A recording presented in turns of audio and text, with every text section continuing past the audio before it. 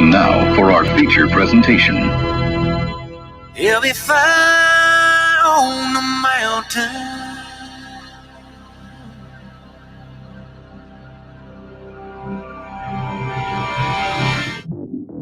JB and Darren on the JB and Goldwater Show. Line drive right field, base hit. South Carolina wins the College World Series. Watson, touchdown. Hunter Renfrow. He got him, and it's all over. Coastal Carolina rules the roost. They win the championship. And South Carolina has won the national championship. The Citadel baseball team has done it again, but this time the Bulldogs beat one of the top teams in the country. They are giant killers. Get the ball to Bennett. He does.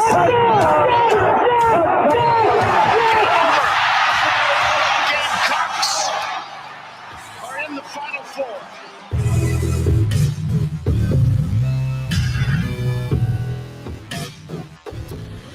All right, greetings and a good Wednesday afternoon, and welcome aboard the JB and Goldwater Show, live, loud, and online, and very proudly presented by Motley Rice. Find them at motleyrice.com. Driven by Stokes Volkswagen, stokesvw.com, and of course, you can head to jbandgoldwatershow.com to find out more about us. Always download the JB and Goldwater app. If you have not done so, you can watch and listen to our program daily through that. It's free.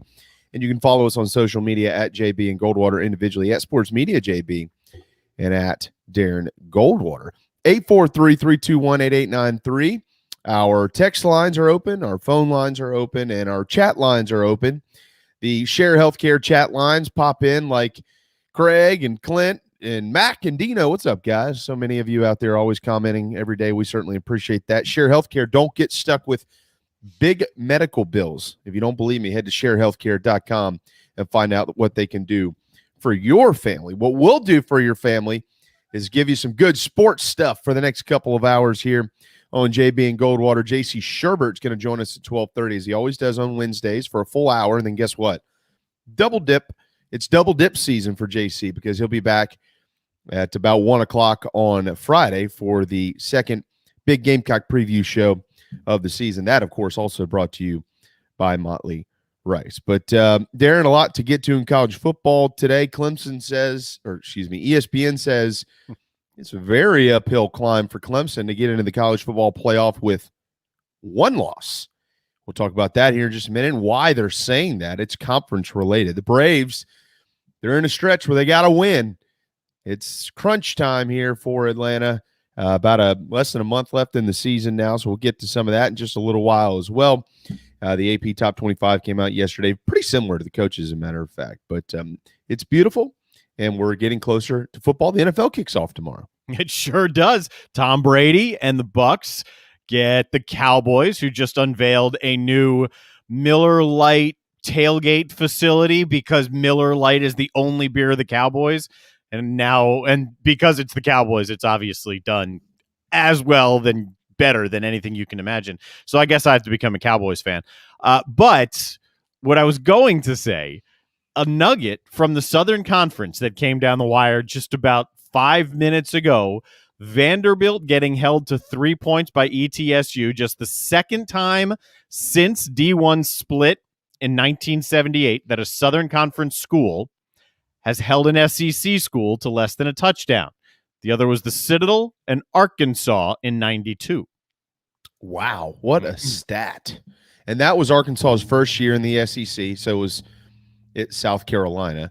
Again, we're going to say what we said yesterday with Mike Morgan. We're not going to bog you down in this program here with Vanderbilt football, but let's just call it what it is. That was embarrassing. I mean, that was just embarrassing. So here's something that'll shock you. Late Kick Josh. We have him on a bunch. Josh Pate. He does 3 times a week now, his show on YouTube on the 24/7 channel. And he gives what he calls the Ramen Noodle Express picks. It's 5-6 picks every week that he feels super good about. And he's putting some money behind these picks as well. You know what he threw out there last night as a Ramen Noodle Express go take it? Vandy +7. Really? He did. At where are they? Colorado State. Colorado State. That's right.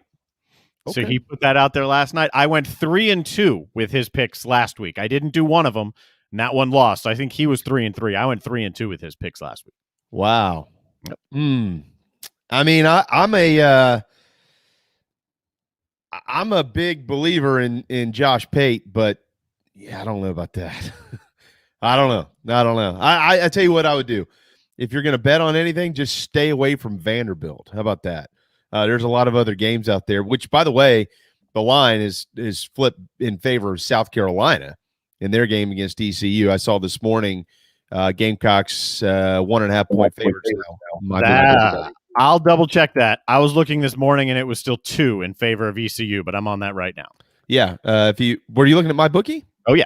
Yeah. I was looking at it just a couple of hours ago, and it was 1.5 now to the Gamecocks, which now it's 2.5. It has swung mightily just in a day, like today. Yeah. Mm-hmm. Okay. So it's 2.5 now. Yeah, it is. Well, I kind of figured that would happen. You wonder, was that line designed for that, or, I mean, Vegas is tricky. I mean, they don't miss much. So when they came out with it, what did it start to? Sunday night. Yeah, it came out at 1. It got pushed to 4. Then it got bet back to 2, and then just today, I mean, just this morning, it's had a lot of movement this morning. Yeah, a lot of money in the last 24 hours basically pouring in on the Gamecocks. I was reading, one of the most heavily bet games in the country right now, South Carolina and ECU. So we're certainly going to talk a lot about that ball game, Darren, with JC. We'll get his thoughts on the win over Eastern Illinois this weekend for Carolina, and then in March ahead in that conversation. Plenty to get to in the SEC with him as well. Obviously, we already hit on Vanderbilt, but yesterday you and I were talking a lot about how this is a middle class weekend for the SEC and for the ACC. There are some crossover matchups there, NC State and Mississippi State, Pitt, Tennessee, matchups like that. But there are other programs like South Carolina and East Carolina. Virginia's got Illinois, and there's some other ones out there. Certainly, Texas will head to Arkansas. What can the middle class of these leagues do, and how does it strengthen them? So I was looking this morning. I always kind of glance at ESPN.com and just kind of see what they're talking about. Sometimes it's silly, and I would say that this is fairly silly as well. Although I respect and always have respected Mark Schlabach as one of the best writers out there, especially when it comes to college football. He's so good, and he's not a Twitter guy, and I love that. I don't think he's tweeted since 2018. I looked at his Twitter account one day, and here's the headline for the ACC according to ESPN's Mark Schlabach. The ACC's playoff hopes are dead. That's what Mark Schlabach and Andrea Adelson have said. Quote, my colleague Andrea Adelson and I discussed a doomsday scenario for the ACC last week. Clemson loses to Georgia. North Carolina falls at Virginia Tech, and Alabama and Ole Miss hammer Miami and Louisville, respectively. Unfortunately for the conference, all of those things happened opening weekend, and it was actually worse.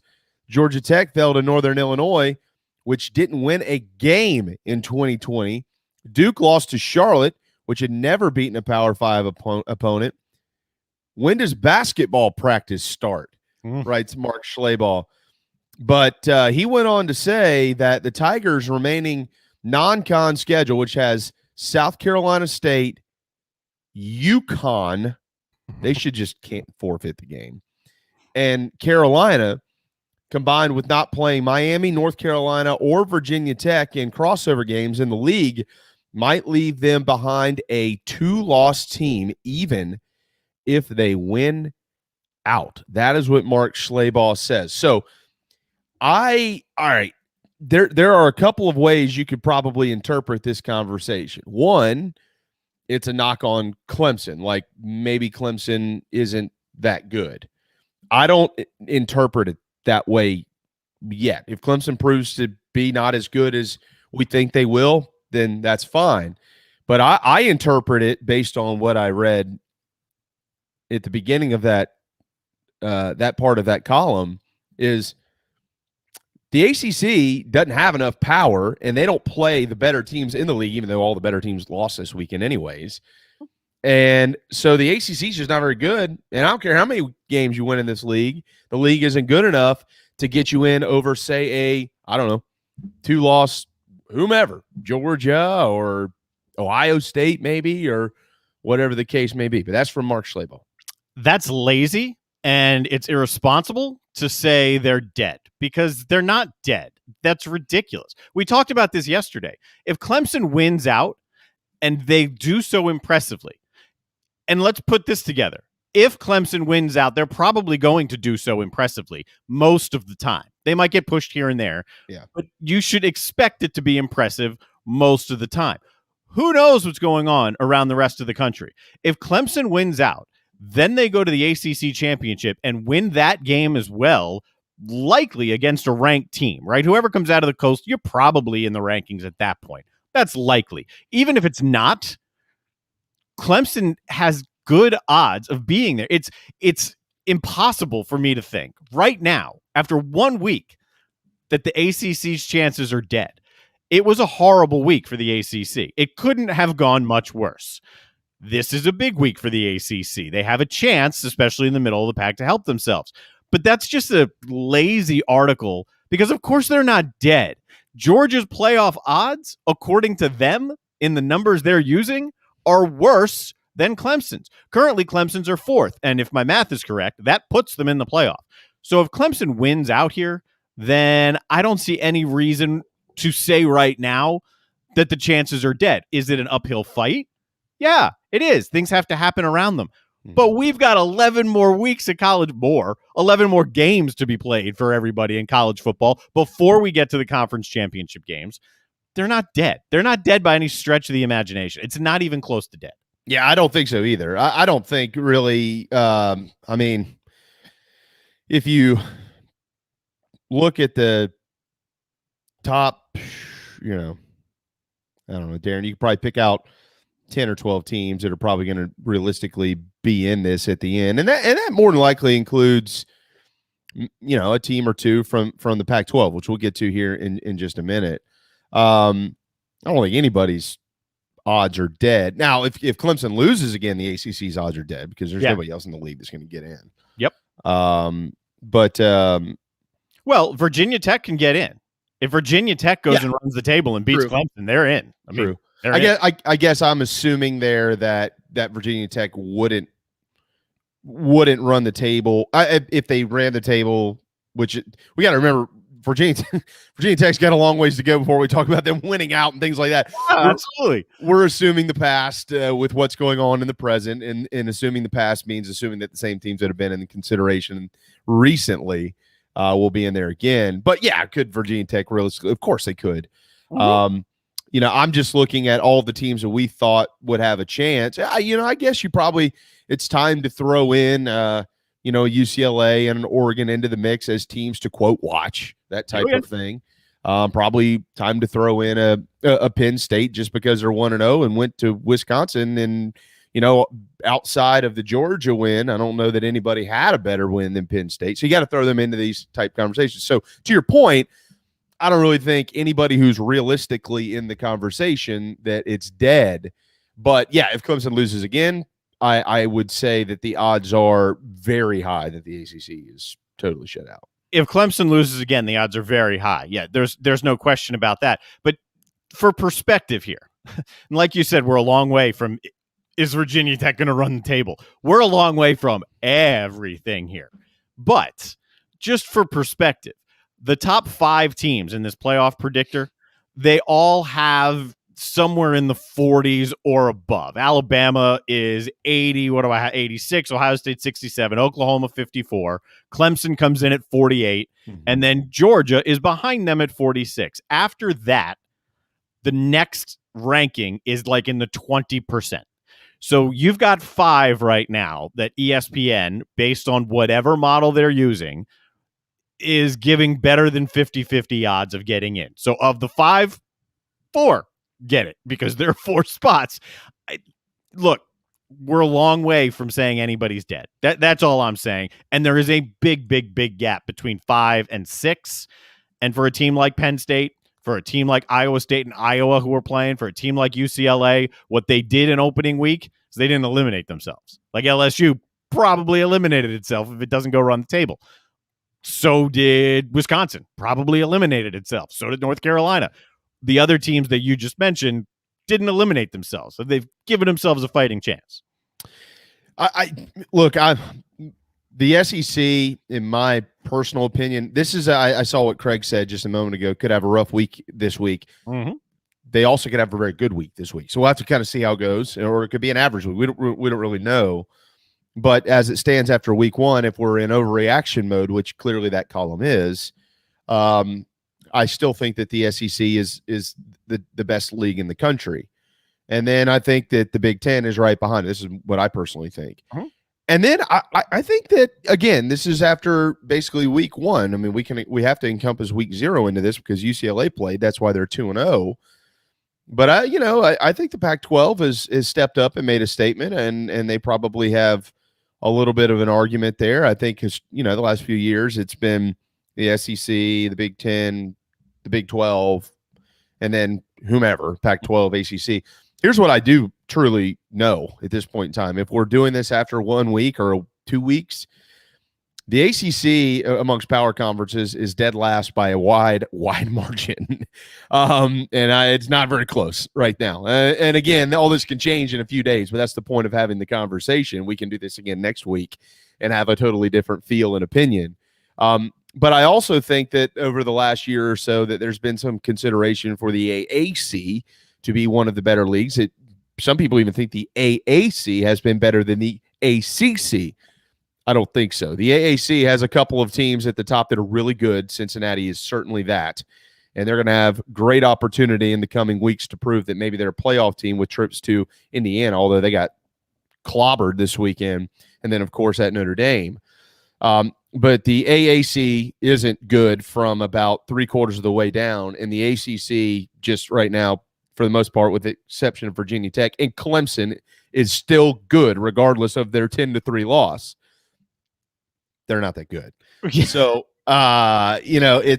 if we're ranking them here, the ACC's got a ways to go. But props to like the Pac-12 because I didn't see the start that the Pac-12 has had. I didn't see that coming. They're off to a great start, so they're going to get some good pub, and they're in the conversation. And hello, Oregon, you got a chance to really turn some heads this weekend up there in the Horseshoe.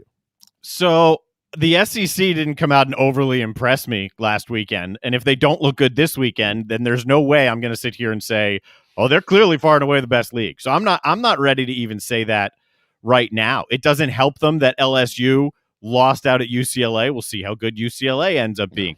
We'll see what happens with Arkansas and Texas this week. That's a huge game. Mississippi State almost lost to Louisiana Tech. Vanderbilt went down to ETSU. Maybe they go on the road and win this week. It wasn't a good week for the SEC. It wasn't a terrible week. It wasn't like the ACC's week, but it wasn't a great week for them at all. Any week that includes a loss to ETSU in your league is not a good week for your league. And a near loss to Louisiana Tech. That's not a good week for the greatest thing ever. So let's see what happens this weekend. Let's see where the SEC falls. Are they strong at the top? Absolutely. Alabama, Georgia. Yeah, pretty comfortable right there. I think Florida has something in this Richardson kid. I think that could push them. I think Texas A&M is going to have a hell of a year.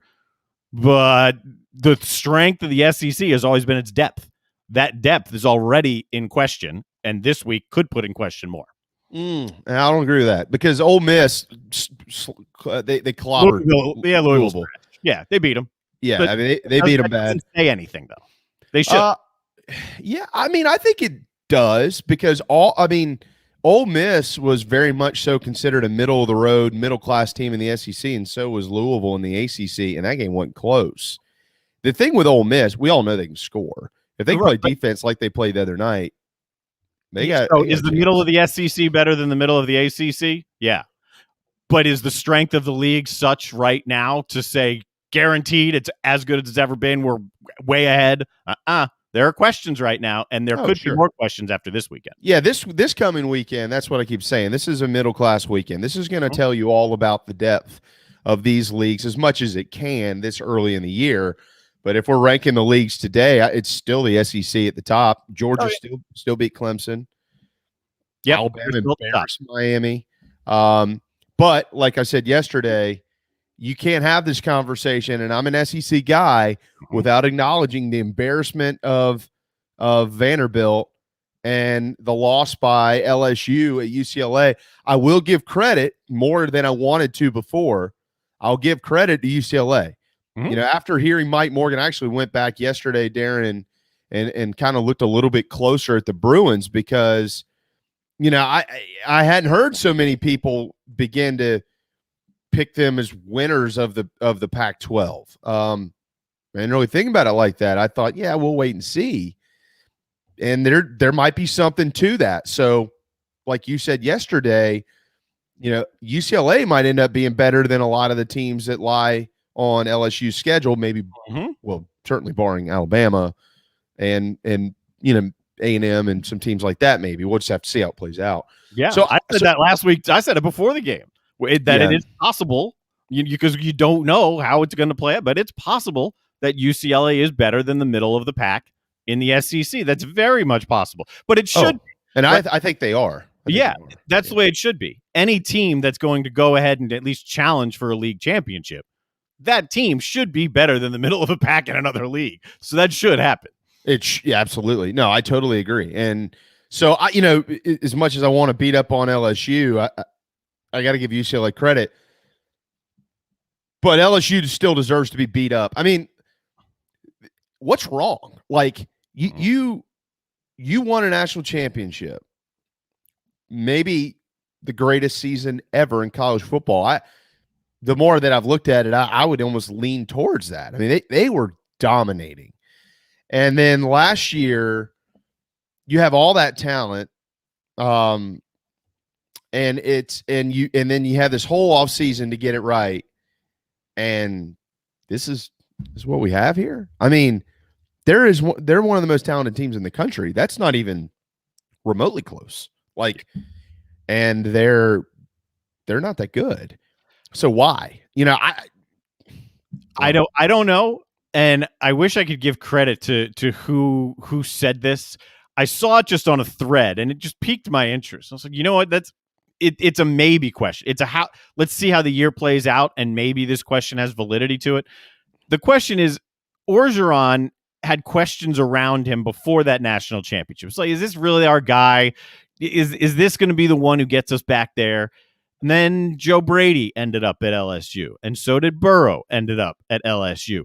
Was it not necessarily luck, but very, very good fortune that the two of them ended up there for that 1 year? And maybe it's more of a mirage, and maybe last year and potentially this year is more of who LSU is going to be under Orgeron.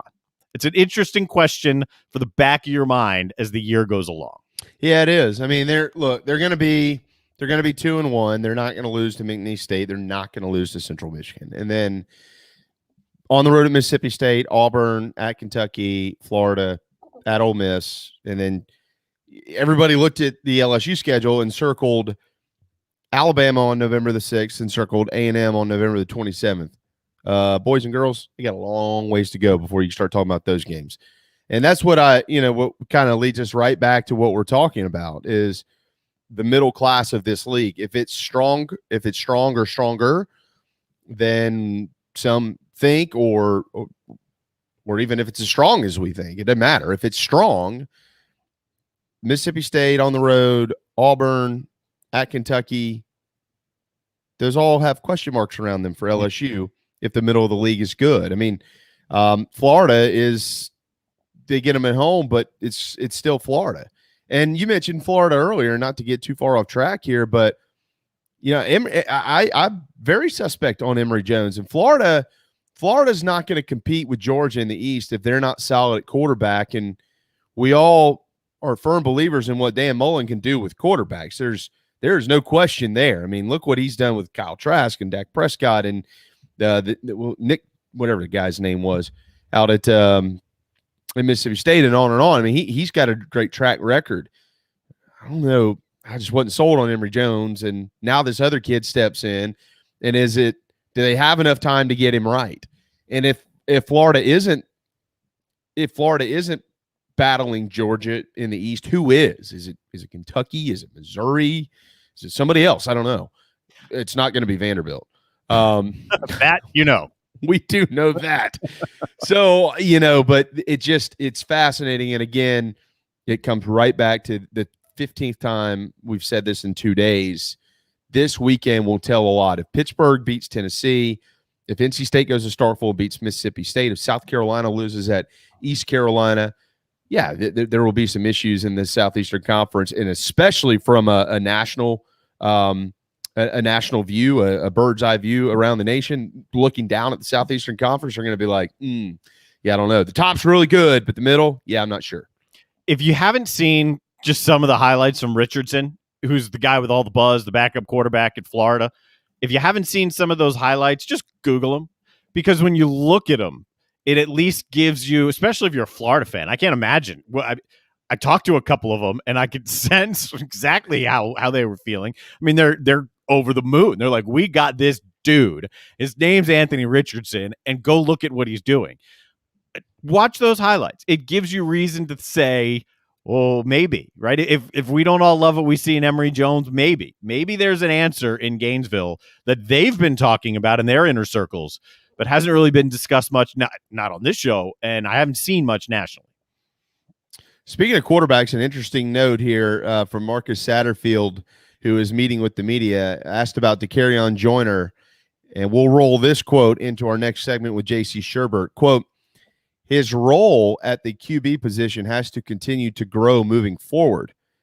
Saw some fun Joyner Juju Reed option packages on Saturday and said that DeCarrion Joyner should get more reps back there in addition to playing wide receiver.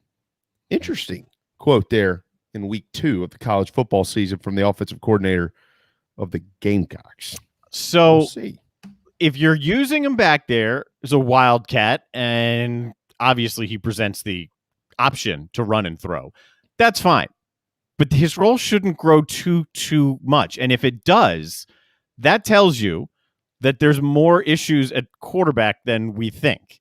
Because it's all been DeCarrion's growing. He's getting more comfortable. This is going to be his year. Not just from around him, from his own mouth. It's all been about that. It'd be a shame if they start tossing him back and forth again, right? How are you ever going to get comfortable? He's never had an opportunity to get comfortable. Give him a chance to get comfortable. Maybe that'll be the difference that helps him. I don't know. Yeah, I don't know. Look, DeCarrion didn't play well at wide receiver tonight, and that's not on anybody but DeCarrion. At some point in time, fans, as much as they want to support this young man, and I'm one of them, when the lights come on, you got to go play, and you can't show up and play Monday through Friday and practice all summer and all fall, and everybody is raving about you, including your own teammates. And then when the lights come on, you drop passes and don't run routes the same and things like that. This might be a way to get him more confident and to give him more freedom to go do something that he's good at doing, which is running with the football when the lights come on, because we know he's done that in the past. I don't know. I'm not. Here's what I won't do. I won't go down the road of questioning South Carolina's brand new offensive coordinator. There's been a lot of message board heroes that have done this for the last God knows how long. I'm not talking about you. I'm talking about plenty of others out there, and I ain't one of those dudes. I think this guy has a clue of what he's doing, and if they think he needs more reps, they see it every day. And I understand wanting the ball in his hands more, finding a way. Like if you can't catch it, I understand finding a way to get it in his hands more. That's because he can do something when it's in his hands. You just can't, you can't keep throwing the ball to somebody who can't catch it. I mean, you just can't do it. And, if you can't catch it, guess what? Amarian Brown's going to be in there pretty quick. But if you can run it and you're pretty good in goal line packages and short yardage stuff and things like that, we'll have to see. But we're going to talk about that in a minute, certainly, with JC Shuburtt. The Motley Rice team fights every day for Americans injured while traveling on a plane or bus, or who've been harmed by medical drugs and devices, burdened by auto recalls like those Takata airbags, and more. Headquartered in the Palmetto State and Mount Pleasant, MotleyRice.com. If any of that has affected you or your family, just go to the website, MotleyRice.com. 12:30 on a Wednesday afternoon, the JB and Goldwater Show, driven by Stokes Volkswagen. We'll be right back. This is Mike Mazzell for Stokes Volkswagen on Ashley Phosphate Road. You know what happens when you sell record numbers of new vehicles? That's right, we take in record numbers of local trades. Despite what the news is saying, quality pre-owned vehicles really aren't that hard to find. You just need to know where to look. Stokes Volkswagen on Ashley Phosphate and on the web at stokesvw.com. We've got over 1,200 pre-owned cars, trucks, SUVs, and all at a fraction of the price when new. Every vehicle has been inspected and reconditioned, many with the balance of factory warranty. Best of all, at Stokes Volkswagen, you don't need perfect credit to get approved for a quality pre-owned vehicle. And we'll take any trade in any condition, even if you owe thousands more than it's worth. Don't forget, we'll buy your car even if you don't buy a car from us. You're going to love our pre-owned selection, I guarantee it. So come see us today at Stokes Volkswagen on Ashley Phosphate or stokesvw.com. Peace and love at Stokes VW. Negative trade equity financed a new loan, subject to lender approval. People don't like to get stuck in traffic, stuck in the mud, stuck at work. And two others you probably don't think much about, stuck with a big medical bill or stuck with a healthcare program that doesn't fit who you are. Experience true medical freedom with Share Healthcare. More affordable, more options, user-friendly, and biblically sound. You can join right now. Explore a new way to show you care with Share Healthcare. Join us today at sharehealthcare.com. sharehealthcare.com. Wando Power Equipment, the trusted home of Hustler zero-turn residential and commercial mowers. There is nobody more trusted in South Carolina than our friends from Wando Power Equipment. They've been providing elite commercial and residential service for over 30 years. Landscape services have turned to their selection of Hustler zero-turn mowers like the Raptor. Bigger, stronger, faster, and the most durable Raptor Hustler has ever designed. Located on Daniel Island and online at wandopower.com. Wando Power Equipment, owned by the Price family, the home of Hustler zero-turn mowers, rentals, service, and specializing in family and friendship. You hear me talk about Dog and Duck all the time, and there's no other place I'm going to watch my college and NFL than the Dog and Duck. They have 3 locations, Bell Hall, Park West, and Clements Ferry Road. They have specials all football season long, like $12 pitchers of their own D2 brew, $5 pints of Sierra Nevada, weekly pick'em sheets with prizes, and the best wings in town, bar none. For all your football, college, and NFL, the Dog and Duck, Clements Ferry Road, Bell Hall, and Park West. Motley Rice LLC is a law firm with international reach, but it hasn't lost its Carolina roots. The Motley Rice team fights every day for people harmed by products including asbestos and talc exposure, medical drugs and devices, and also catastrophic injuries and auto recalls, including dangerous Takata airbags. Motley Rice is headquartered in Mount Pleasant at 28 Bridgeside Boulevard. Visit motleyrice.com. Thank you, Motley Rice, for supporting the JB and Goldwater Show and the Big Gamecock Preview Show. Your online radio. The new online radio that makes you happy. I got honeybee beating on my screen door. I got a little buzz in my head. So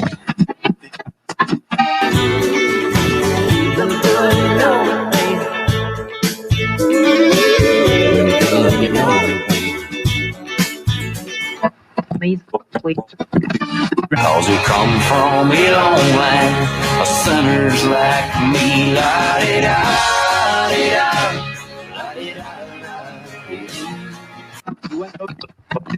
You were listening to the JB and Goldwater Show, live, loud, and online. Don't cry for me when I'm gone. Just put a quarter in the jukebox and sing me back home. Where's your chest bump, JC? What's up? 12:34 on a Wednesday afternoon. Welcome back. The JB and JC and Goldwater Show. How about that? Driven by Stokes Volkswagen, very proudly presented by Motley Rice. It's the time of the year where we double dip with JC, and we love this. What's up, man? Not much. Good to be with you guys today and enjoying my Wednesday as normal. So by my calculation here, I'm trying to utilize simple math. 16 days from now, I guess I get to hang out with you in Columbia. That's right. In fact, I had some plans today that I made in terms of, securing tickets and stuff. But, yeah, I'll be down at the game and can't wait for that. Really looking forward to it. Yep. Hey, Darren, real quick. Stofers and minor league baseball have teamed up to provide winners with mac and cheese for a year. If you go to milb.com, they've got a little contest going on here. You can eat Stofers mac and cheese. Is that good enough for you? Cancel minor league baseball because it's not craft. It's over. Shut them down. Did you say it's not crap or craft? Craft. crap. It is a crap. It is not craft. Stouffer's is a step up from Kraft, though. Stouffer's is like, okay, you guys remember Ryan's Steakhouse and Quincy's and all that? Yeah, man. That's the kind of mac and cheese you get there, and then some select casino buffets. So that's more Stouffer's style. So it's still mac and cheese, unlike the stuff Darren pretends to eat. My daughter's a huge fan of Stouffer's, so I just carry the Kraft flag, man. It's you tote that banner quite well, man. You know, it's not even food. I mean, it is food. I don't even know how to describe it. I made it one time here during a game day when we made the Spartanburg buffet, and that was part of the Spartanburg buffet. It's good. I'll eat it, but it's not mac and cheese, not like my mama makes. Yeah. I'm with you on that. My wife makes great mac and cheese too. All right, JC. We're going to try to lump as much of this in as we can to this conversation as far as reflecting on the EIU win. But I also want to bring in a couple of comments that Marcus Satterfield just dished on a few moments ago. Clayton White is now meeting with the media. By the way, props to Shane Beamer for allowing his coordinators to talk to the media each week. It's pretty cool. I like it. Yeah, it's a lot better than. Yeah. You know what I'm saying? What it used to be. Yeah. So Sat says to carry on Joyner is probably going to get some more work at quarterback. He also said that Luke Doty is very, very close, and he looked pretty good today. He was moving around fully out there. And so, we might see him this weekend. I'm leaning towards we probably will, but we'll have to kind of see how that works out. But the point is, he thinks that Joyner deserves more snaps at QB. I'm gonna just kind of tee this thing up real quick, and I mentioned it to Darren.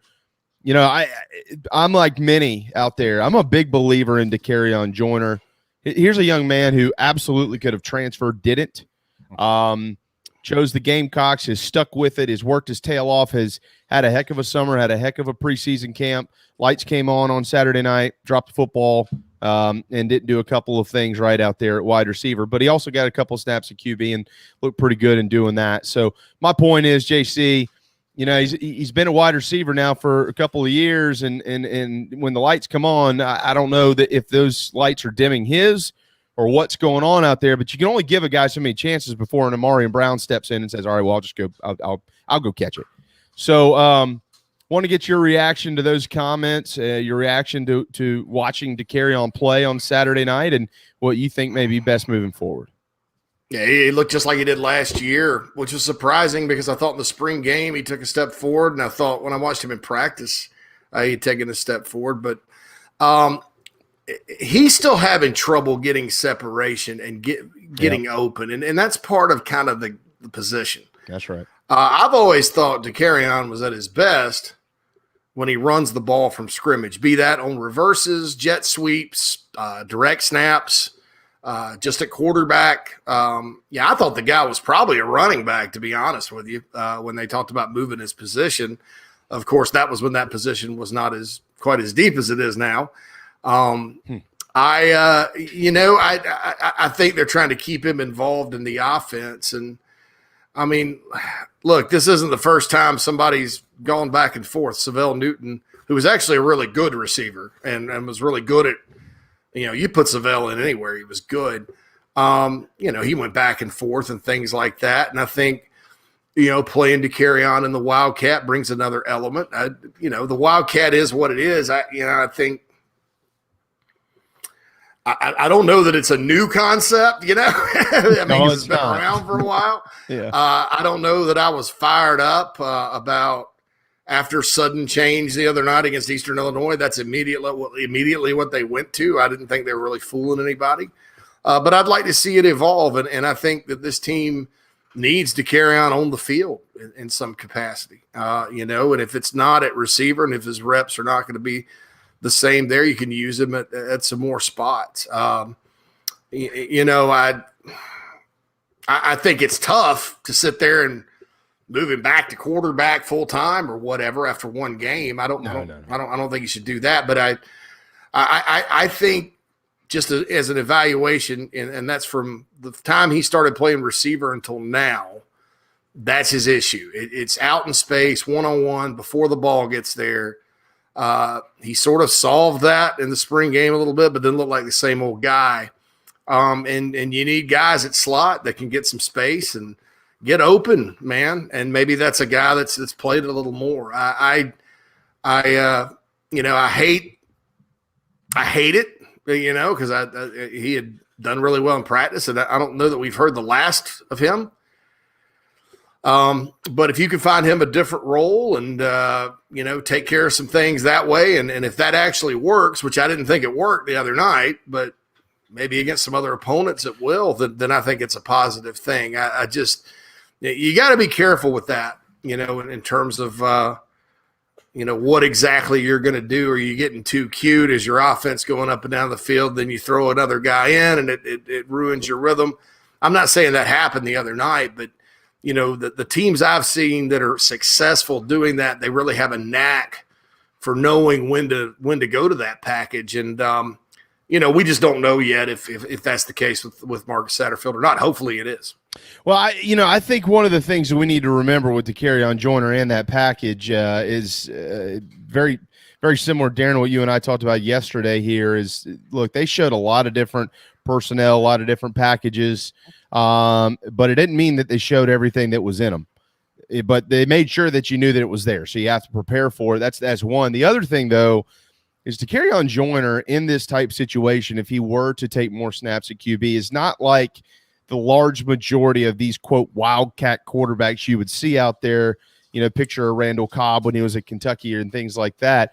The carry on joiner actually was a quarterback, so he can throw the football. I mean, he knows what he's doing when it comes to doing that. Some of these other guys were like, so you just kind of toss it over here. Like, remember Pharaoh Cooper in the Clemson game? That's not joiner. I mean, he knows what he's doing out there. I guess, that two different staffs have determined he's just not good enough to do it at this level. So I think that there are a couple important points that probably need to accommodate our conversation, though. Those are important points. Yeah. Okay. Yeah, definitely. And look, I'll be honest. When I saw Joyner throw the ball as a high school player, he's a guy you look at and you go, he's got good velocity on it. He can sling it. I don't know about the reads and all the stuff that goes into being a good college quarterback. I don't know how he performed there. The one time he got really extensive time in the second half at Georgia a couple of years ago, obviously South Carolina's offense was limited, but he completed a heck of a pass to Kyle Markway to keep a drive alive and run out the clock a little bit and performed admirably. But when I saw him at a Nike camp, and Nike camps, of course, are not in pads, but he played a little DB. And I thought his footwork and stuff like that is very intriguing as far as the secondary goes. And I just don't know that he wants to play defense. And, but I look at it and, I think if you're going to stay on offense, he is best when he is from scrimmage.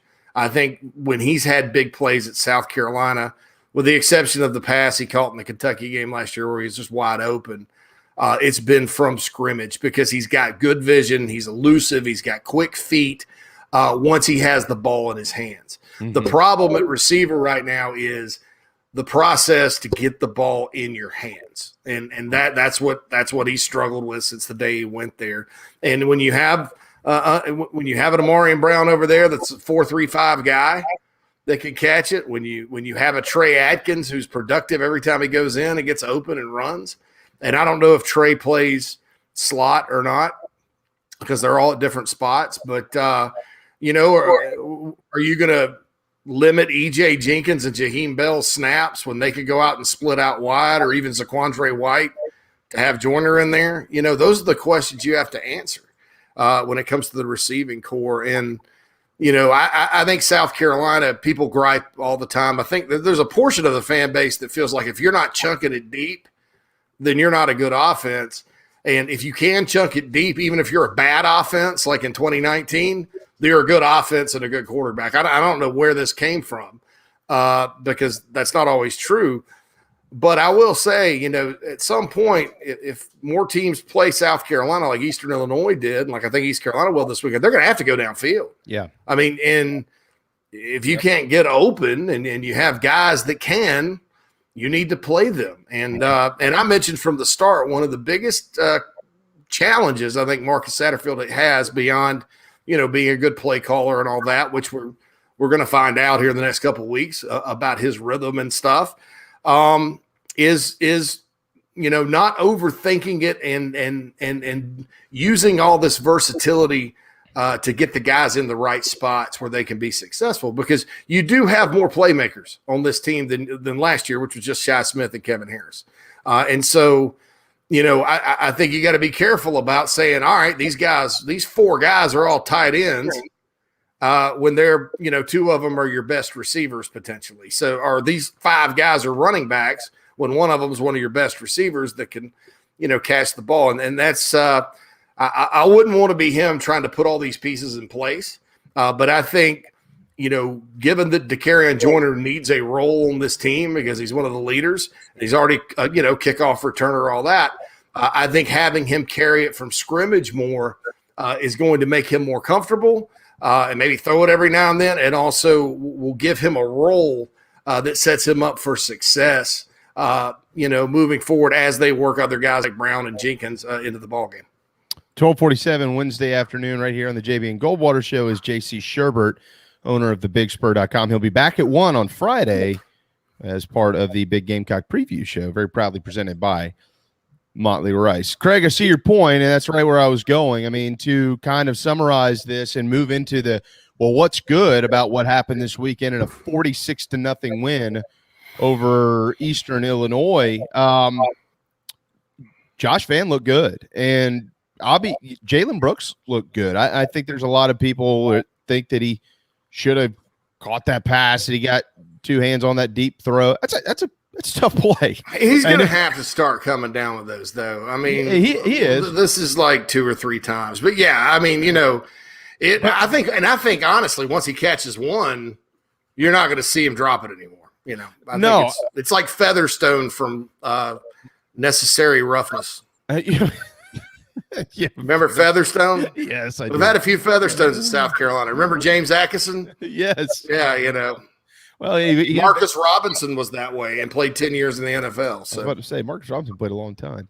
But those guys, to the credit of Jalen Brooks, he also made a hell of a play on the sideline, and Josh Vann just looks different. I mean, he's just a different looking player, completely different looking player, just like Brad Johnson on defense. I mean, there were some guys that I was really looking forward to watching to see. I mean, I've watched every snap of these guys in their careers. And I feel like my eye is about as good as anybody else's out there in seeing whether they have or have not developed JC. And those are two that stood out instantly. I don't care that they're playing Eastern Illinois. I was watching the player themselves based on how they've been the last few years. And on offense, Josh Vann, and on defense, Brad Johnson, totally different kids. Brad, yeah. And when I was at practice earlier last month, I did notice Johnson looked a lot leaner. And when you look at his height and weight, 6'3", 240, you're like, how is that lean? But he looks leaner and looks like he can move around a little more. And he was quick on the blitz the other night. And I think he hesitated a bit, but I think he surprised himself that he was there that quickly. And, Sherrod Green played well. Mo Kaba played well. Damani Staley was his normal productive self. And then Debo Williams blocked 2 punts, or was credited with 2 punt blocks. I think Jordan Strong got a piece of one of those, but and was named SEC Freshman of the Week, co-freshman of the week. So my concerns about linebacker are less than they were. It is Eastern Illinois, but just athletically, that position, when you consider Johnson's improvement, Sherrod Green was not the bad Sherrod Green the other night that we all know and love. Kaba made a big play in there. Staley, Rosendo Lewis got in there. Spencer Eason Riddle got in there and made a tackle. So I'm not as concerned about the linebackers And I may come in next week and say the linebackers are horrible. But, right now I was impressed with the improvement there. And you mentioned Josh Vann. He does look like a different player. I mean, that's the kind of guy that everybody thought he was coming out of high school. Yeah. And really through most of his freshman year, he got better and better. I don't even remember. He caught a nice pass for Bentley in the Ole Miss game for a touchdown. Then he dropped that pass in the Belt Bowl, which was a disastrous game as it was. And he just never seemed to, get faster, play faster, be confident. But he was confident the other night. So, there's one piece.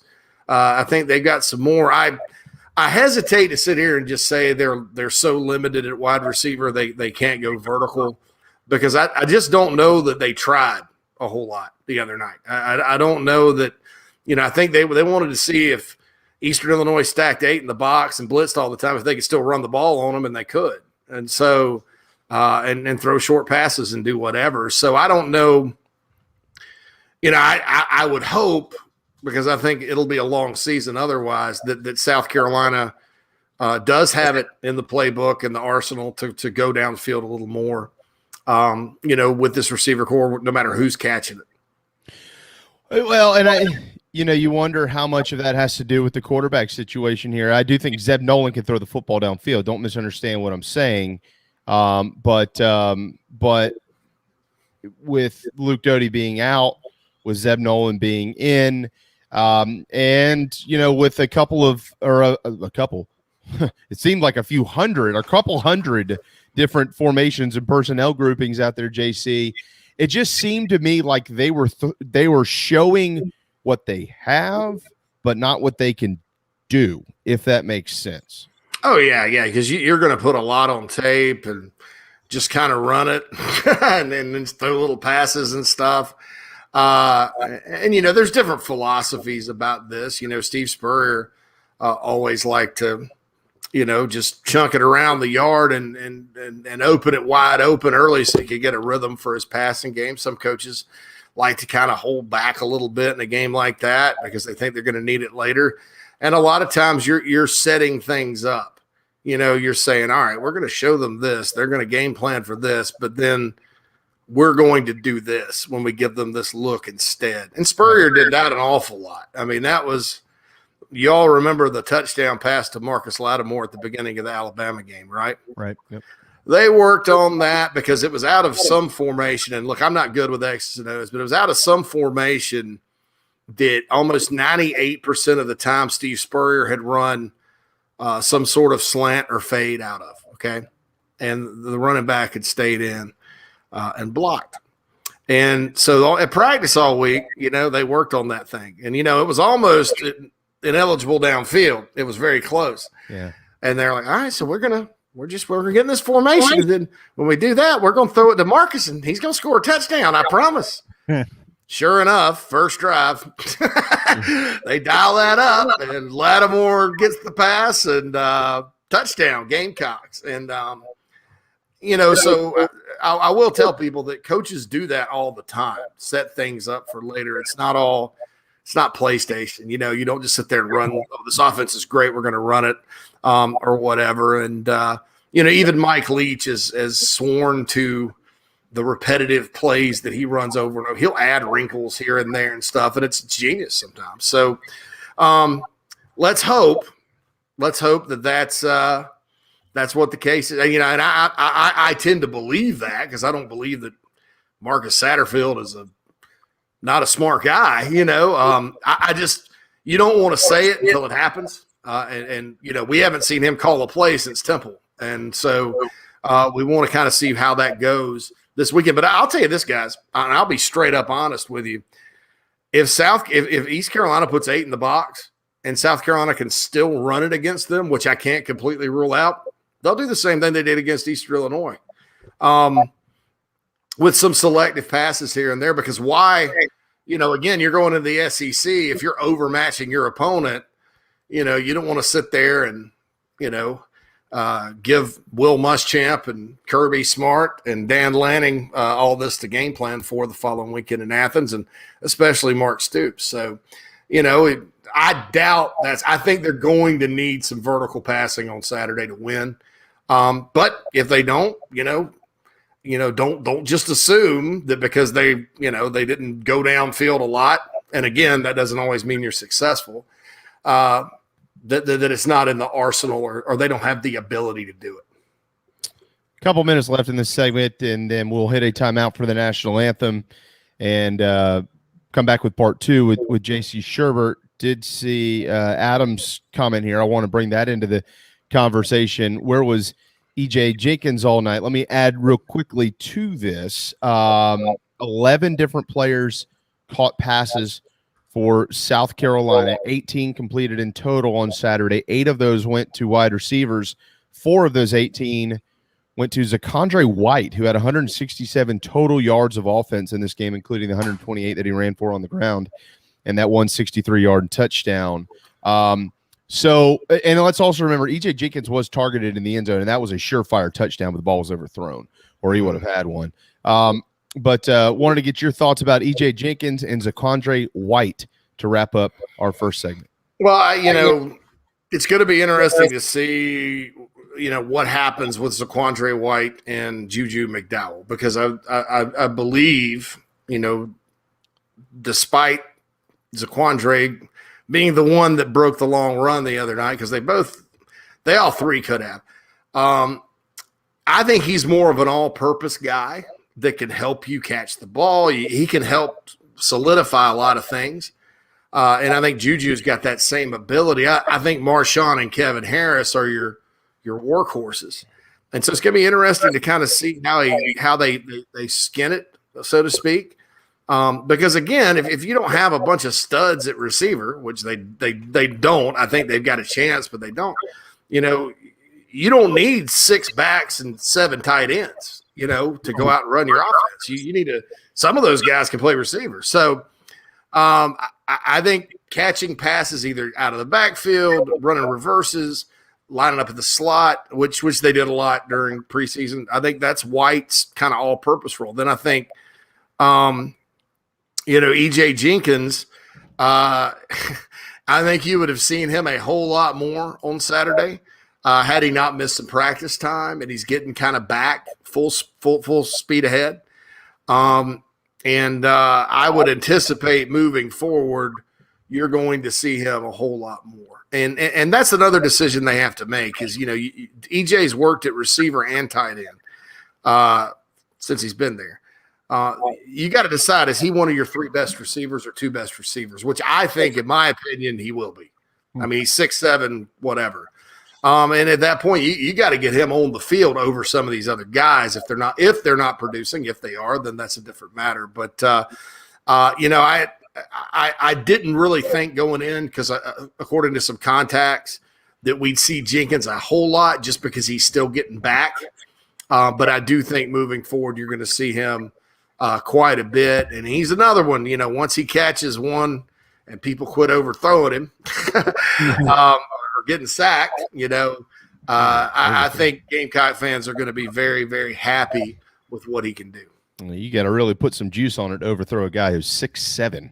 But it happened on Saturday night. Did Leggett play? He did, Craig. Xavier Leggett did play in the ballgame, did not record a catch. All right, 12:59 on this Wednesday afternoon. We're going to hit a timeout. When the top of the hour returns, we will turn the page to East Carolina and lump the names Kevin Harris, Marshawn Lloyd, Jaheim Bell, and more into that conversation. So hang tight.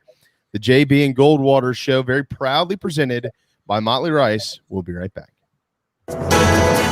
Right here in our backyard is Motley Rice LLC, a law firm that hasn't lost its Carolina roots. The Motley Rice team fights every day for South Carolinians who were injured while traveling by plane or bus, harmed by medical drugs and devices, or burdened by dangerous auto recalls, including Takata airbags. Motley Rice is headquartered in Mount Pleasant at 28 Bridgeside Boulevard. We are honored to have Motley Rice as a sponsor for the JB and Goldwater Show and the Big Gamecock Preview Show. At Patriots Point Naval and Maritime Museum, families walk in the footsteps of our nation's heroes, the brave ones who risked their lives to defend our way of life. Home to the aircraft carrier USS Yorktown, USS Laffey, and the USS Clamagore, there's more than 1 million square feet of exhibit space to roam. White Glove certified, we have several new health safety measures in place to enhance the visitor experience. Come for the day and leave feeling inspired. One of the most impressive museums in the country, located right here in Mount Pleasant. Visit patriotspoint.org for more. We'll see you soon. People don't like to get stuck in traffic, stuck in the mud, stuck at work, and two others you probably don't think much about, stuck with a big medical bill or stuck with a healthcare program that doesn't fit who you are. Experience true medical freedom with Share Healthcare. More affordable, more options, user-friendly, and biblically sound. You can join right now. Explore a new way to show you care with Share Healthcare. Join us today at sharehealthcare.com. sharehealthcare.com. This is Scott Glaze, head golf professional at the Links at Stono Ferry, located on the outskirts of Charleston, South Carolina. I'm inviting you to tee it up on one of the most scenic and challenging courses in the Lowcountry. Our back nine is highlighted with 3 holes that border the Intercoastal Waterway. Visit stonoferrygolf.com to book tee times and discover all that Stono Ferry has to offer. The Links at Stono Ferry is a former South Carolina Golf Course of the Year and is also home to the College of Charleston men's and women's golf teams. Come see us. We would love to have you. stonoferrygolf.com. Hi, I'm Chris Half, Public Information Officer at the Patriots Point Naval and Maritime Museum. We're home of the mighty USS Yorktown, USS Laffey, Clamagore, and Vietnam experience. And we're a proud partner of the JB and Goldwater Show. We invite you and your family to come see us and enjoy a day on Charleston Harbor. Visit patriotspoint.org for more information. And now, it is my honor to present the national anthem.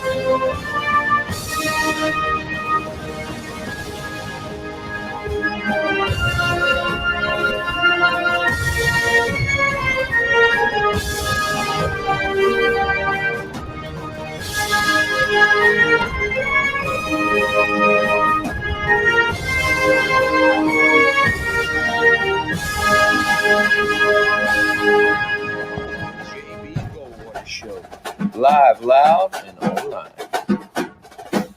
Final hour on this Wednesday afternoon is Hall of Fame Day in Major League Baseball as well. Derek Jeter, Larry Walker, amongst those being inducted. JB and Goldwater and JC Shuburtt, as we might as well just make him a host on this show.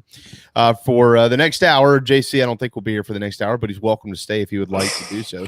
You can find us on Twitter and across all social media platforms at JB and Goldwater, individually at Sports Media JB, at Darren Goldwater, at JC Shuburtt. Head to jbandgoldwatershow.com.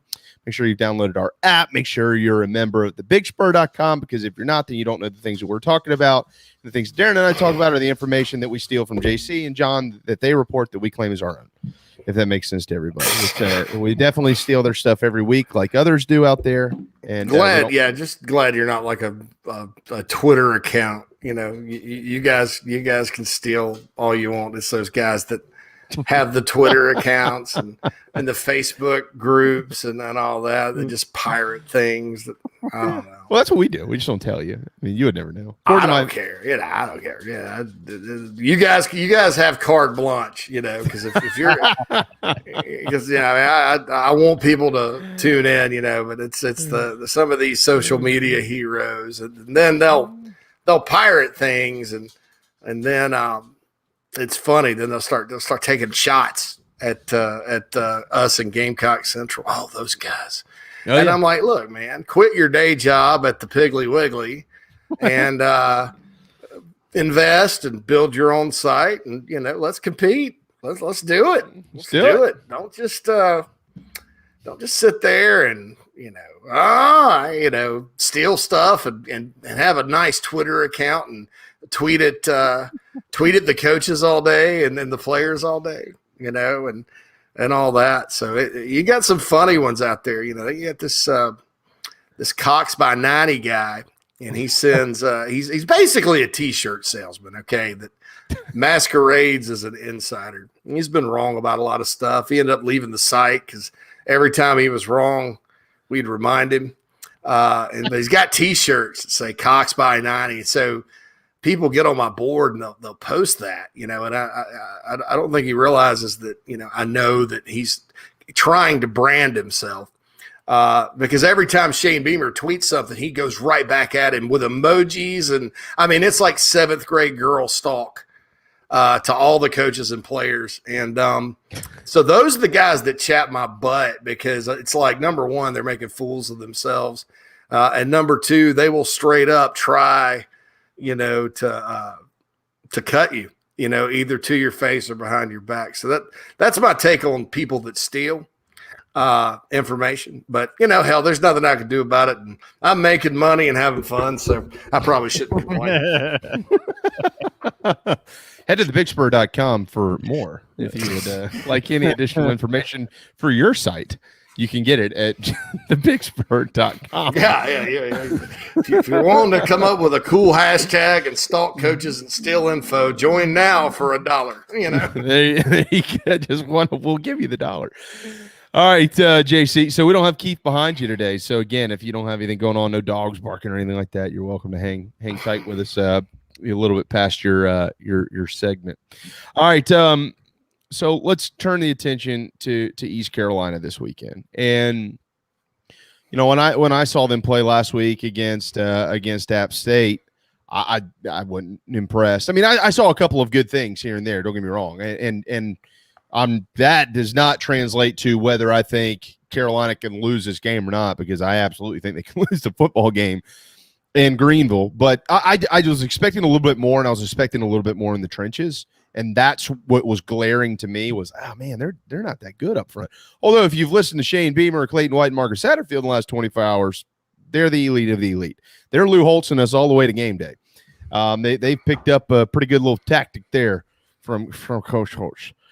So, when I take with what I've seen of 4 quarters of football of ECU, respect the hell out of Mike Houston. Really think this guy is going to be at a big time school before long. Maybe somewhere in the ACC or something like that. When I watch them and I watch South Carolina, this line is now turned 2.5 in favor of the Gamecocks. 1.5 now. It's a wild line, back man. Down, like back a down roller. Yeah, but it's still Gamecocks' favorite. I just checked it. Okay, all right. So back down to 1.5. What are the important matchups you're looking like, and let's lump the fact that Kevin Harris is back. Okay, Kevin Harris is back, and that is a big deal, boys and girls. That's a big deal. Marshawn Lloyd now has 4 quarters under his belt, and you could see him get more confident as that game went on the other night. He's only going to continue to get more confident. The defensive line for South Carolina looked, for the most part, as advertised. So some of the shiny little pearls that we knew about with South Carolina, lumping all of that into this conversation from a matchup standpoint, what has you most intrigued, and what do you think is critical to the Gamecocks' chances? I think they need to clean up some of the stuff that cost them last week. I don't think they can afford to have 2 touchdowns called back because of egregious penalties. I think that with the offensive line, I understand, they're going to they had a lot of bodies flying at them the other day. They got a lot of bodies this time. They're going to have to impose their will to a certain extent. I think with Lloyd and McDowell, you got to get them north-south quicker as far as running backs go. Way too much horizontal where they didn't cut it up, and you string it out and you run for 10 yards to get 2.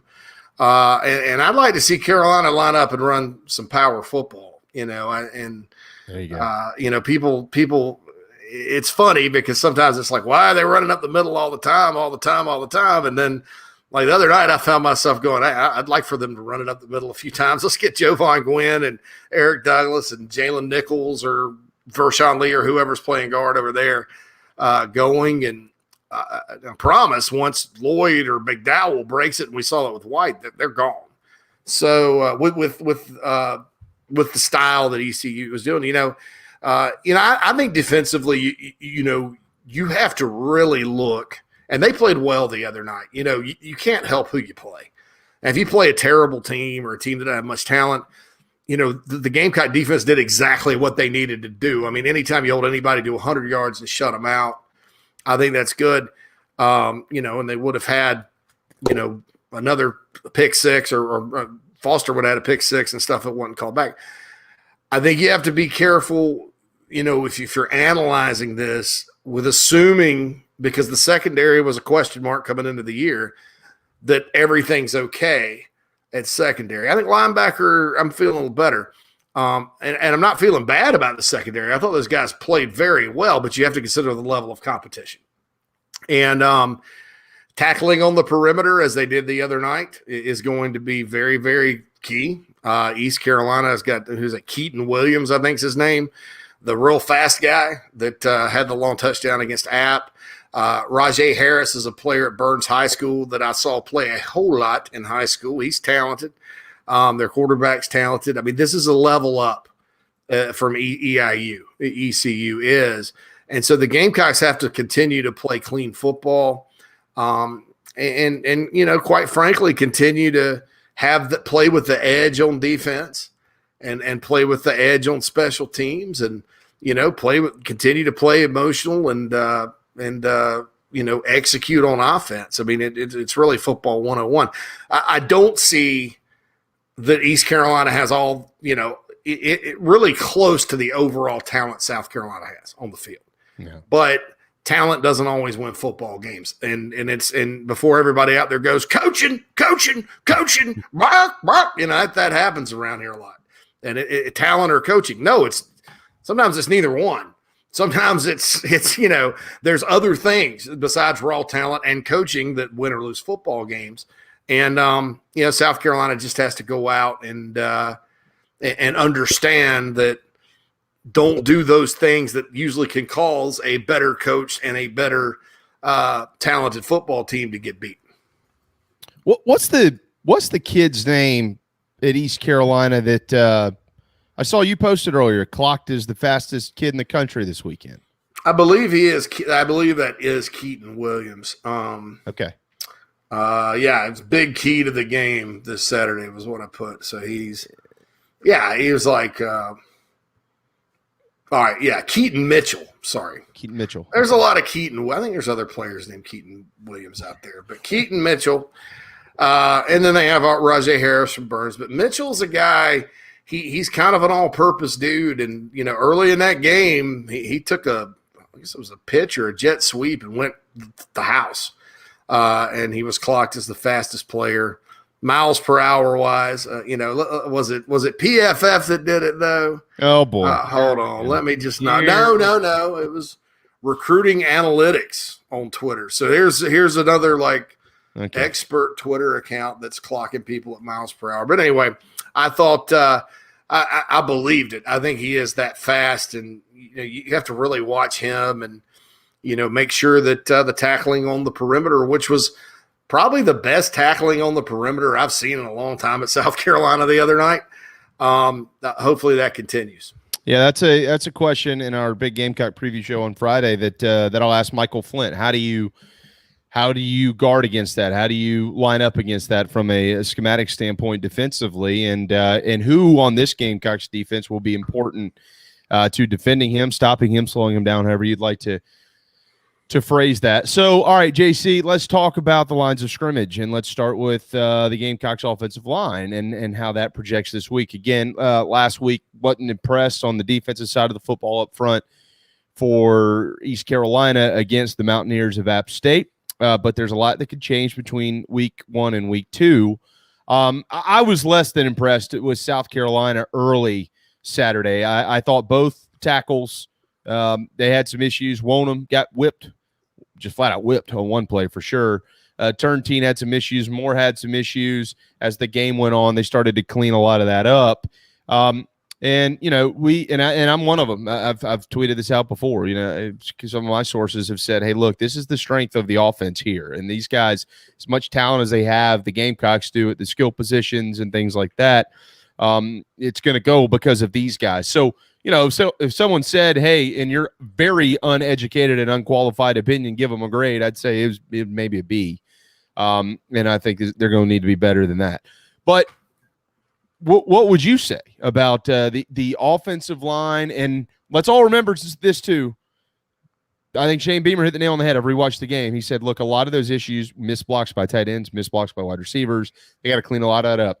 But overall, up front, those 5 guys and the others that ended up coming in and playing, what did you think? I gave it a C+. I just thought that, there were some issues in terms of playing with an edge that I know from talking to contacts was stressed. And I know from listening to Marcus Satterfield, it was stressed. And those guys, whereas the defensive line went out and imposed its will, the offensive line, I don't know what they were thinking. Almost like they were annoyed that, like swatting flies, that these guys were coming at them. Well, everybody's going to do that, including Georgia, so get used to it. I think the left side, I'm just going to be honest. Look, if they don't get better play out of Justin Turrentine, Jalen Nichols, and Dylan Wanham, then I can see Tyshawn Wanamaker, Ja'Kai Moore, and Vershawn Lee starting. That's the bottom line. Those guys are older. Turrentine's older. Wanham was a freshman All-American. Yep. Look, there's no excuse for those guys not to be playing their best football right now. It's a new day, and the offensive line's counting on them. I don't want to beat them up because, 47 carries, 258 yards, they did get better as the game went on. But let's face it, the competition's going to get a lot tougher as we move forward. And these guys are all big. They're all athletic. They all can play tough. We've seen them do it before individually. And so, there's really no excuse. And do they have to play a perfect game Saturday for the Gamecocks to win? No. I think it's unrealistic to expect, and I've said this all the time, you can't expect an offensive line to never give up a blitz or quarterback never to get sacked or, a run play never to get stuffed. That's just unrealistic in all of football, much less when you're playing the SEC and Clemson, every single year. But they need to open some holes. And these guys in the backfield are talented enough. If you just give them a crease, they can go. How many times the other night, I can't count the number of times. I was sitting there watching Marshawn Lloyd. He makes 2 guys miss, about to break open in the open field, and then he's had a guy in front of him. Yeah. And it could have easily been Lloyd rather than Zaquandre when he finally broke the long one. You're kind of waiting on that the whole night. We know Kevin White's a home run threat. We now know Zaquandre White's a home run threat. There's no doubt Lloyd and McDowell are. That's 4 guys that if you set the blocking up, then they have a chance to go the distance. And so that needs to happen. That needs to happen for South Carolina. And one other way you could do it, though, guys, we can sit here and talk about the offensive line needing to block 8 with 5 all we want. But one other way you do it is, okay, you put that many in the box. I'm going to dial this up because there's a million plays out there that works against that. That's why you don't always see teams stack the box. But they have to respect the pass, and you dial it up, and you hope Jalen Brooks or whoever catches it, and you make them pay. Everybody's talking about Amarian Brown because he looked pretty good coming in. That's a guy that can make you pay. You look at what he did at Georgia Tech. It was a lot of deep passes and stuff like that, and that's how you back them off, because they can't just stack it. They can't just do that because you're torching them downfield. And I honestly believe that in the game Saturday, they just weren't going to show it. They just weren't going to show it because you really think of two. It's one of 2 things. It's either we're not going to show it or we're not capable of doing it. Which if you have questions about being capable of doing it, then I think the wrong approach would have been to not try anything the other night. So I'm hoping that that it's just that hey, let's keep this kind of vanilla, and then whoever we run into that wants to stack it again, we got plays. And I'm hoping that's the case, because there's bigger problems if it's not. So that's the thing. That's another way that you can open up the run when they're stacking it like that is hey, throw it down the field, make some big plays. I promise you they'll either start backing off or they'll be down 21-0 before you know it, provided you can execute that. JC Shuburtt, 1:20 on a Wednesday afternoon. Holton Ahlers is the starting quarterback at ECU. We'll obviously talk much more about a lot of this in our big Gamecock preview show coming up at 1:00 on Friday. But he's a pitch it around type guy. JC, he's a lefty. He doesn't throw a bunch of breaking balls. He's got a little two-seamer. Whip that thing right in there, Darren. No, he's pretty good. And yesterday Shane said that they recruited him pretty hard at Georgia, and had they not signed Justin Fields, or had they signed two quarterbacks in that class, he would have been the guy. And but he's from Greenville, so he's a hometown hero, and he's the starting quarterback for the Pirates, and he's upset-minded this weekend. But he's got a very suspect offensive line in front of him. It's really no question, to me at least, who has the edge here. It's the Gamecocks defensive line. But this kid is capable of making you play. So final thoughts as we kind of hold off on many of these predictions for Friday, but your final thoughts on this side of the football for Carolina, the defensive side, lumping in how the secondary played this weekend, by the way, and Cam Smith, who I thought looked really good, and their test with Holton Ahlers, the quarterback at ECU. Yeah, he didn't turn the ball over a whole lot. At least last year he didn't. He is a lefty. They do have an injury to their starting right tackle. South Carolina, Clayton White's defense is about sending pressure. And, so I like the Gamecocks rushers' chances, their whole D-line. I like those chances. I like the scheme set up. I think it's a good deal. The problem's going to be is if he sits in the pocket and they don't get to him and there's guys running wide open. He's capable of torching you if that happens. So you got to get to it. And you got to cover, obviously. But, he is a good player. And he's one of those guys that, East Carolina will have some guys that do have other opportunities elsewhere. And they're from that Eastern North Carolina area. They'll stay home and play. There were several when I was covering recruiting nationally that could have gone SEC, could have gone UNC, but elected to stay at home and be a Pirate. That's the real prideful area of North Carolina, and they love East Carolina. So, we'll see what happens. I think this guy, to a certain extent, is going to be a challenge. But, look, if you can't stop Holton Ahlers, and it's nothing against him, but if you can't get a pass rush on this bunch, it's going to be a long season with some of these other cats out there. Starting in week 3. Yeah, and look, unlike the secondary or the receivers or, the quarterback position where you got a lot of new faces and you're like, well, they'll get better as the season goes on. This defensive line has no excuse. It's a blend of like elite talent, that's coming on. Zach Pickens' best game. Jordan Burge was great to see him with that interception. And then guys that are very productive. J.J. Enigbare, all SEC last year. Aaron Sterling, 9.5 careers, probably now 10 career sacks after the other week. They love Jabari Ellis. I thought Boogie Huntley and Talca Hemingway played well in backup role. Yeah. Defense. You've got Jordan Strong, who's a kind of a freak, to be honest. And so there's really, no reason. I mean, a lot of Carolina fans out there, or the vocal minority, all summer, they're sitting there talking about how the roster is like a 6-year rebuild. There's one AA talent all over the place. And that's just not true, especially when you look at the D line. I mean, you have 3 or 4 guys that are going to play on Sundays on that D line, and you have to make sure that those guys are performing at a high level, and I think they will. Now, here's the problem.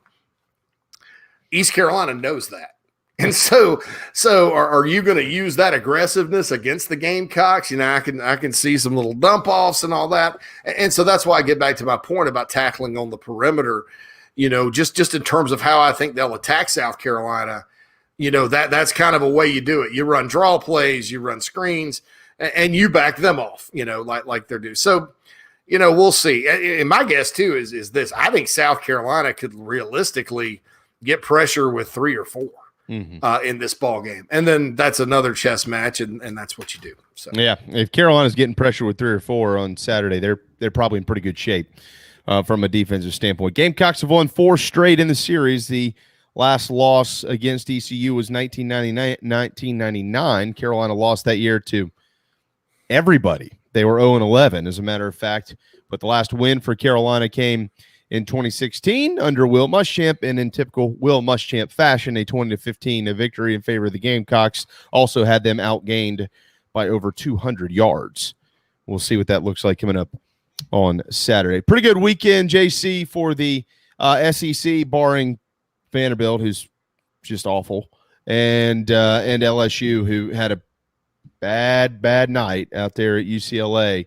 Everyone else, though, held their own. Certainly, Darren and I have discussed this upcoming weekend in the Southeastern Conference. I've kind of called it middle class week for the league, because you have a lot of the teams in the middle class of the SEC kind of looking to prove their worth. Gamecocks clearly are one of those programs. Pittsburgh is now a 3-point favorite on the road against Tennessee. In Knoxville, that's an ACC SEC middle class matchup, if you'd like to deem it that. You got A&M out there against Colorado at Mile High in Denver. You'd like to think A&M's going to be just fine, but an old Big 12 matchup there, so we'll keep our eyes on that. Texas visits Arkansas. Longhorns just 6.5-point favorites in Razorback Stadium in Fayetteville. Mississippi State's going to welcome NC State to town this weekend. And you've got Kentucky and Missouri, 2 teams facing off in Lexington at Kroger Field, where the rap music is blaring and you can't hear yourself think if you are a visiting fan there amongst the metal bleachers. Although it's a pretty nice ballpark. But so there's just a lot of middle-class matchups is what I would call them for the league this weekend to prove, do they have strength at the top or do they have strength in numbers? Yeah, I did the JC and Morgan podcast yesterday, and 7 teams I don't know anything about after week 1 in the SEC, including Texas A&M, Arkansas, Mississippi State, Missouri, South Carolina, Kentucky, and Auburn.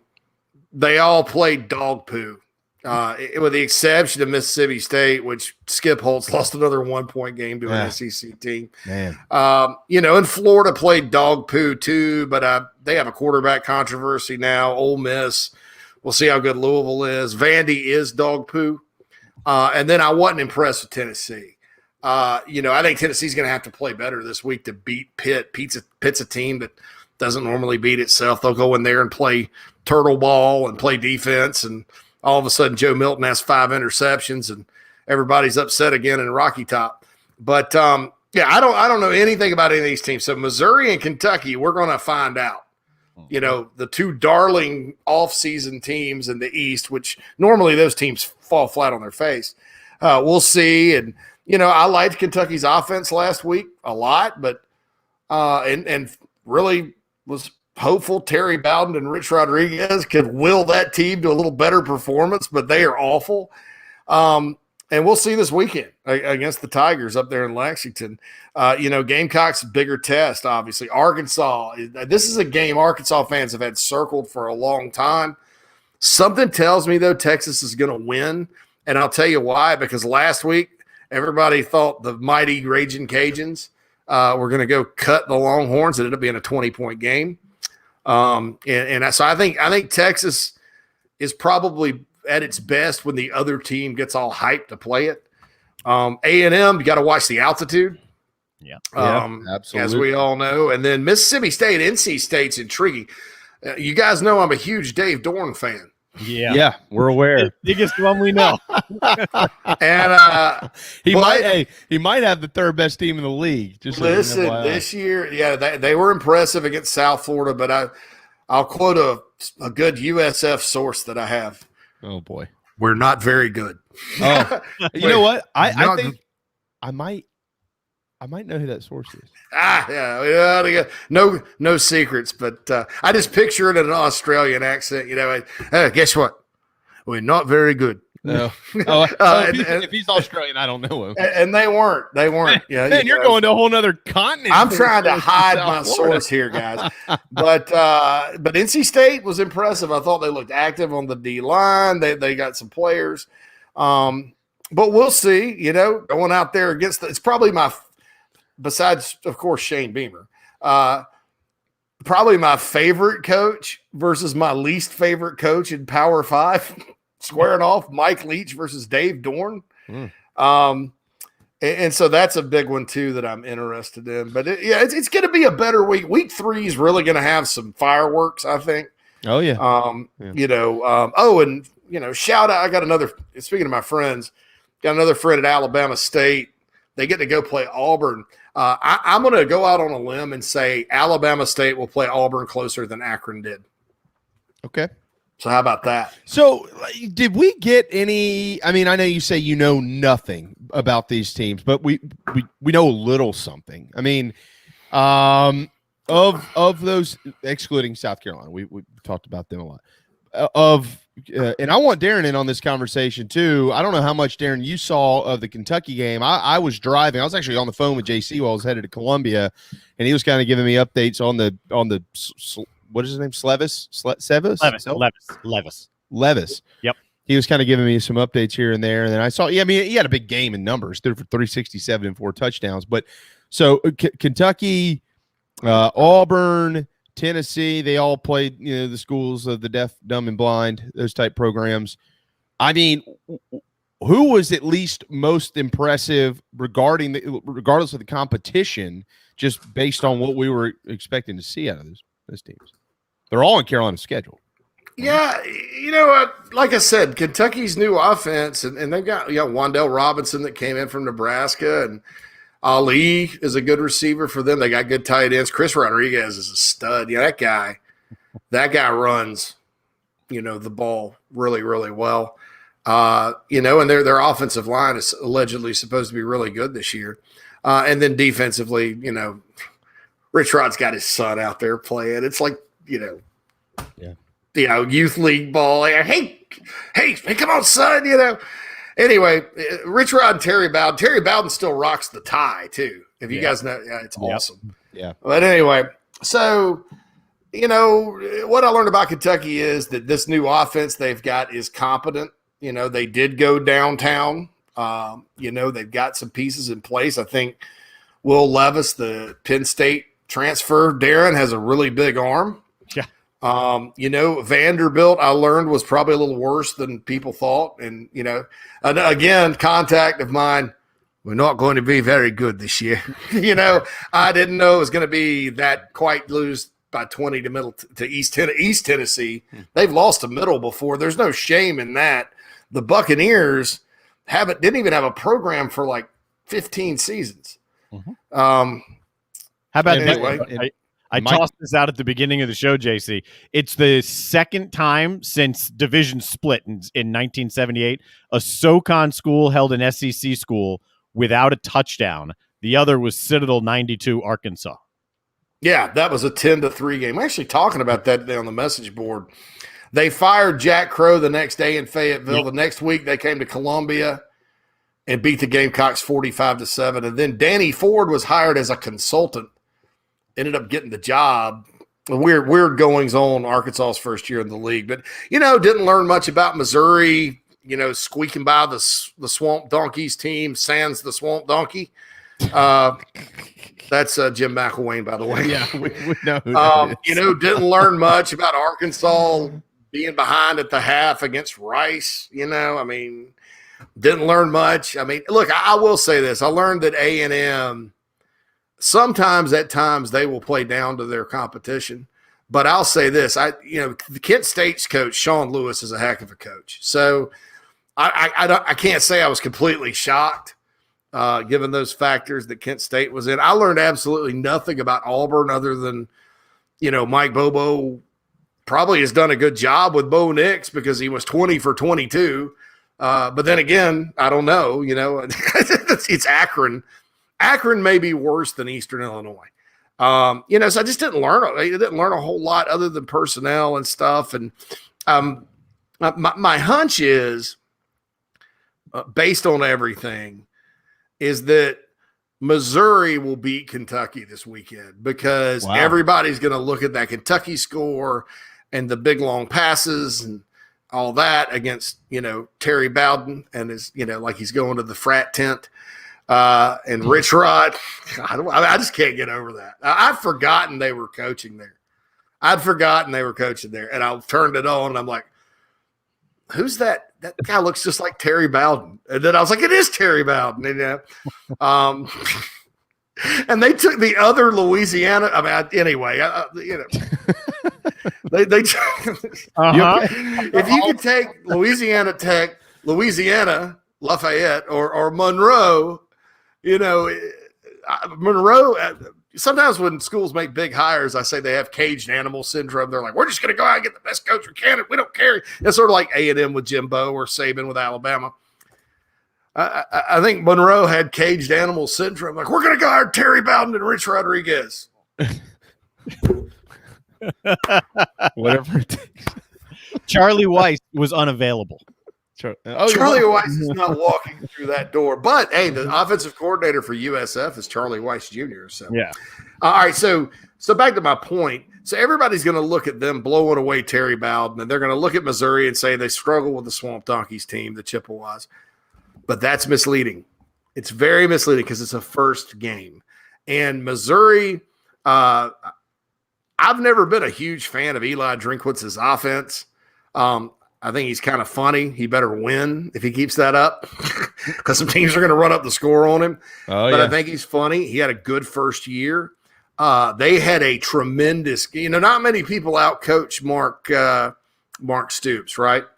Last year, Missouri did. Missouri was high-flying and beat LSU 45-41, and Bezelak was 24 for 30 and all that. Missouri ran the ball, I think, 179 times against Kentucky last year. It was that score was like 20-10. 20-10, and they had they had the ball for 44 minutes in the ball game. So I have a feeling they're probably going to have a good game plan, and I have a feeling it's not going to be as easy to complete those passes when you don't have Terry Bowden over there on the sidelines, and whoever their D coordinator is. So that's my feeling. Now, I could be wrong. I've been wrong before, and I'll be wrong again. But that's my gut there. Like my gut on Texas, Arkansas. Texas, I sat there and thought about it yesterday, and I was like, I watched a lot of Louisiana last year because of Billy Napier. And I think Billy Napier's a heck of a coach. But their style of play isn't really conducive to a lot of upsets unless it's Iowa State, because Iowa State has a similar style of play. So I thought Texas would beat him. I think Texas will go beat the Pit Boss. And the Pit Boss and the Swamp Donkey. How about that? Out in Fayetteville. And I hate it because I love the Pit Boss. I love Sam Pittman, and I hate it, but that's my feeling there. My feeling with South Carolina is you're either going to have like a lot of people go, wow, I feel like such a moron for saying that this was a 10-year rebuild. Or you're going to have a lot of Dennis Greens going, they are who we thought they were. Mm-hmm. Which neither is probably true. Neither is probably true at the end.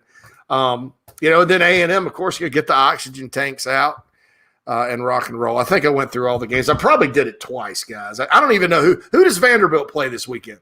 Colorado State. Oh, yes, in the Disappointment Bowl. Because Colorado State got their butt whipped by the South Dakota State Jackrabbits, a basketball school, 41-16 at home. How bad of a hire was Steve Adazio? They should have never – look, people can say there's a lot of text here coming in the text line about Mike Bobo and all that. Colorado State probably wishes they'd have kept him. At this point, because man, oh man, Adazio, just because Urban Meyer used to coach there, picked up the phone and was like, hey, Clayton, could you hire my guy Steve Adazio for me? And, oh, yes, Urban, will do whatever you say. And they're just awful. They've gotten worse, and losing by 25 at home to South Dakota State is awful. What's the line in that game?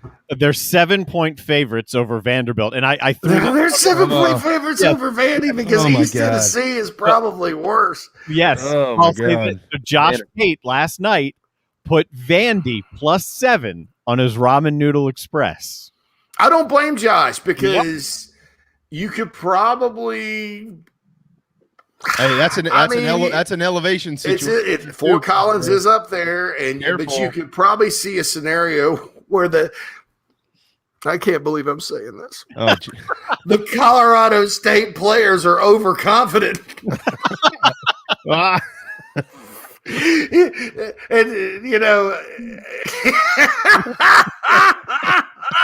hey guys, it's just kind of funny. Look, I'm going to give Vandy. I mean, like I said, I hope Clark Lee turns it around. It's not going to be this year or next or probably a while.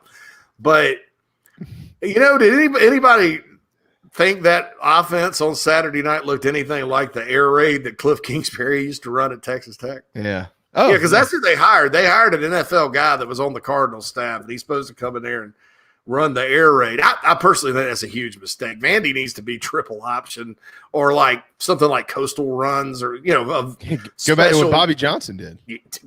Bobby Johnson and James Franklin had good offenses, man. And then Derek Mason comes in there and declares he's the same as Steve Spurrier and Nick Saban at SEC Media Days at 2014. He's inherited a team that won 9 games 2 years in a row from James Franklin, had a lot of players back, decides not only is he going to run a pro-style offense out of the I formation, but he's also going to run a 3-4 on defense when they hadn't recruited for it, and they proceeded to go 0-8 in the SEC. It was funny because that year, like the Vandy fans, I lived in Nashville then. The Vandy fans around Nashville were chirping for a couple of years. 9 wins.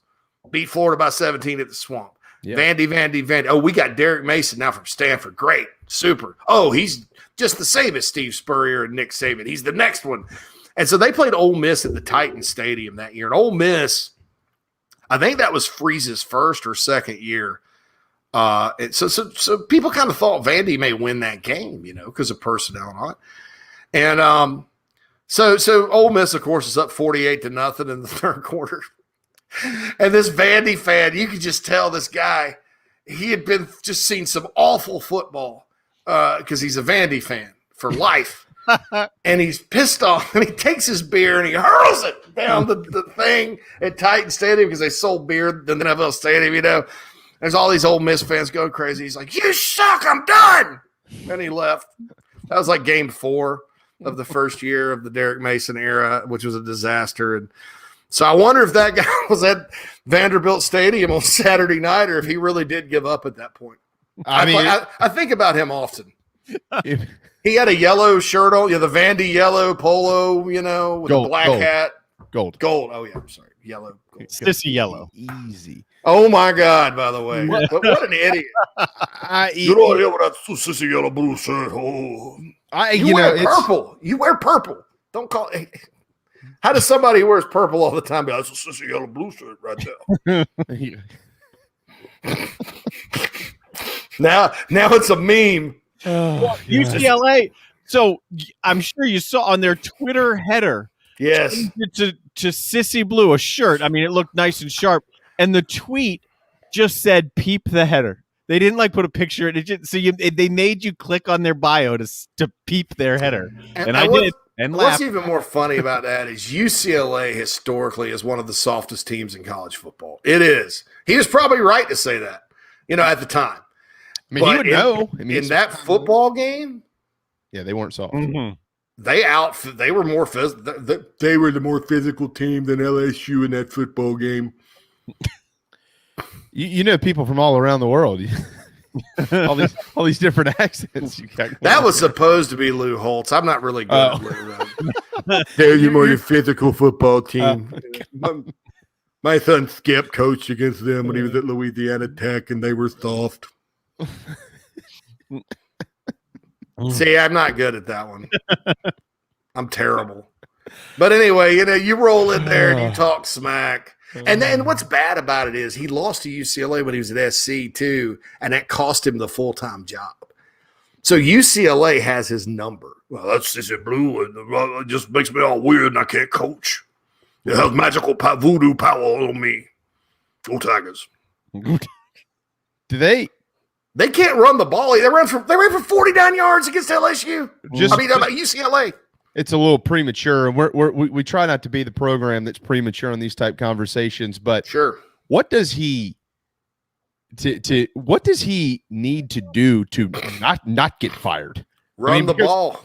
No, I mean from a win standpoint, like I hate to say this because I can't stand the overreaction stuff after week one generally. No, and I love Ed Orgeron. I mean, it's college football's better when we can say "Go Tigers." Well, it's true, but they're not going anywhere right now. And I mean, what if he wins 7 games, dude? Is he gone at 2 years after winning a national championship? Well, let's count it out. Okay, so they have the ESPN Plus game this weekend.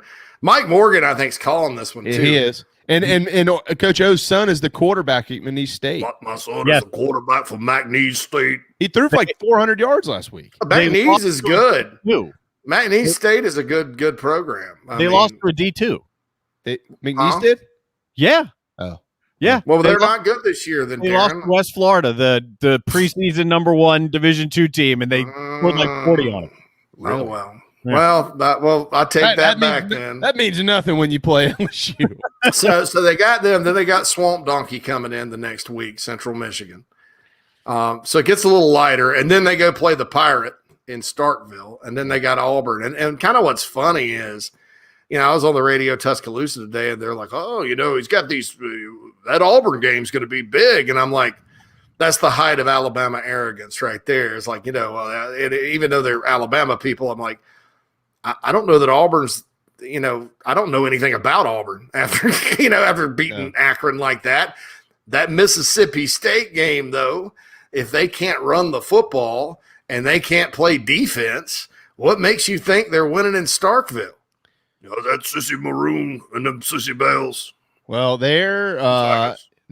gonna go ahead. I'm gonna give everybody a hint at my prediction on November the 6th, if anybody cares. I've got Alabama in that one. But we're gonna beat them every time we see them. That's what we were talking about earlier, Darren and I. After that loss this weekend, and Mike Morgan said it yesterday, and he might be dead on. And Darren, you said this last week, so you were both ahead of me on this. I had to see it to believe it. UCLA might be the best team of the Pac-12, and they might be one of the best teams on the Tigers' schedule.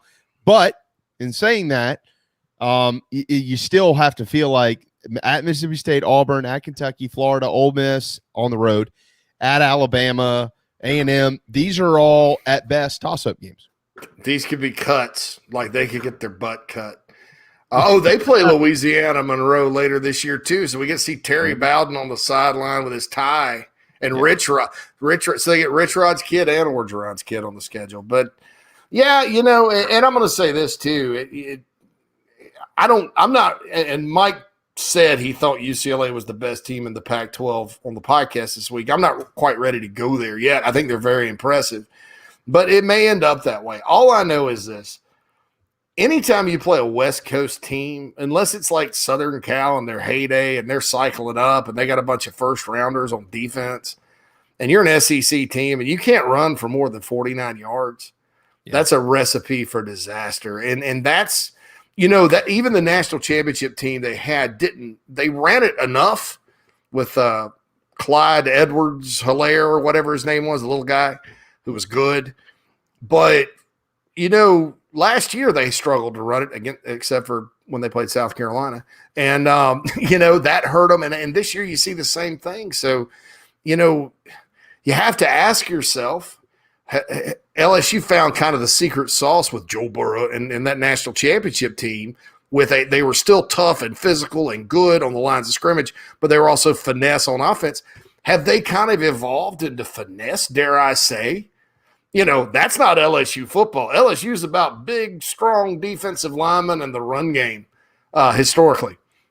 Now, they did need to modify their offense and not make it something out of 1986, but, you have to ask yourself that question now because you see some of these stat lines and some of these results, and it's just like, well, we can toss it up and down the field, but we don't roar up and down the field like we used to and stuff like that. So, that's my question about LSU. Have they gotten away from what's made them great after finding a special balance and happy medium back in 2019?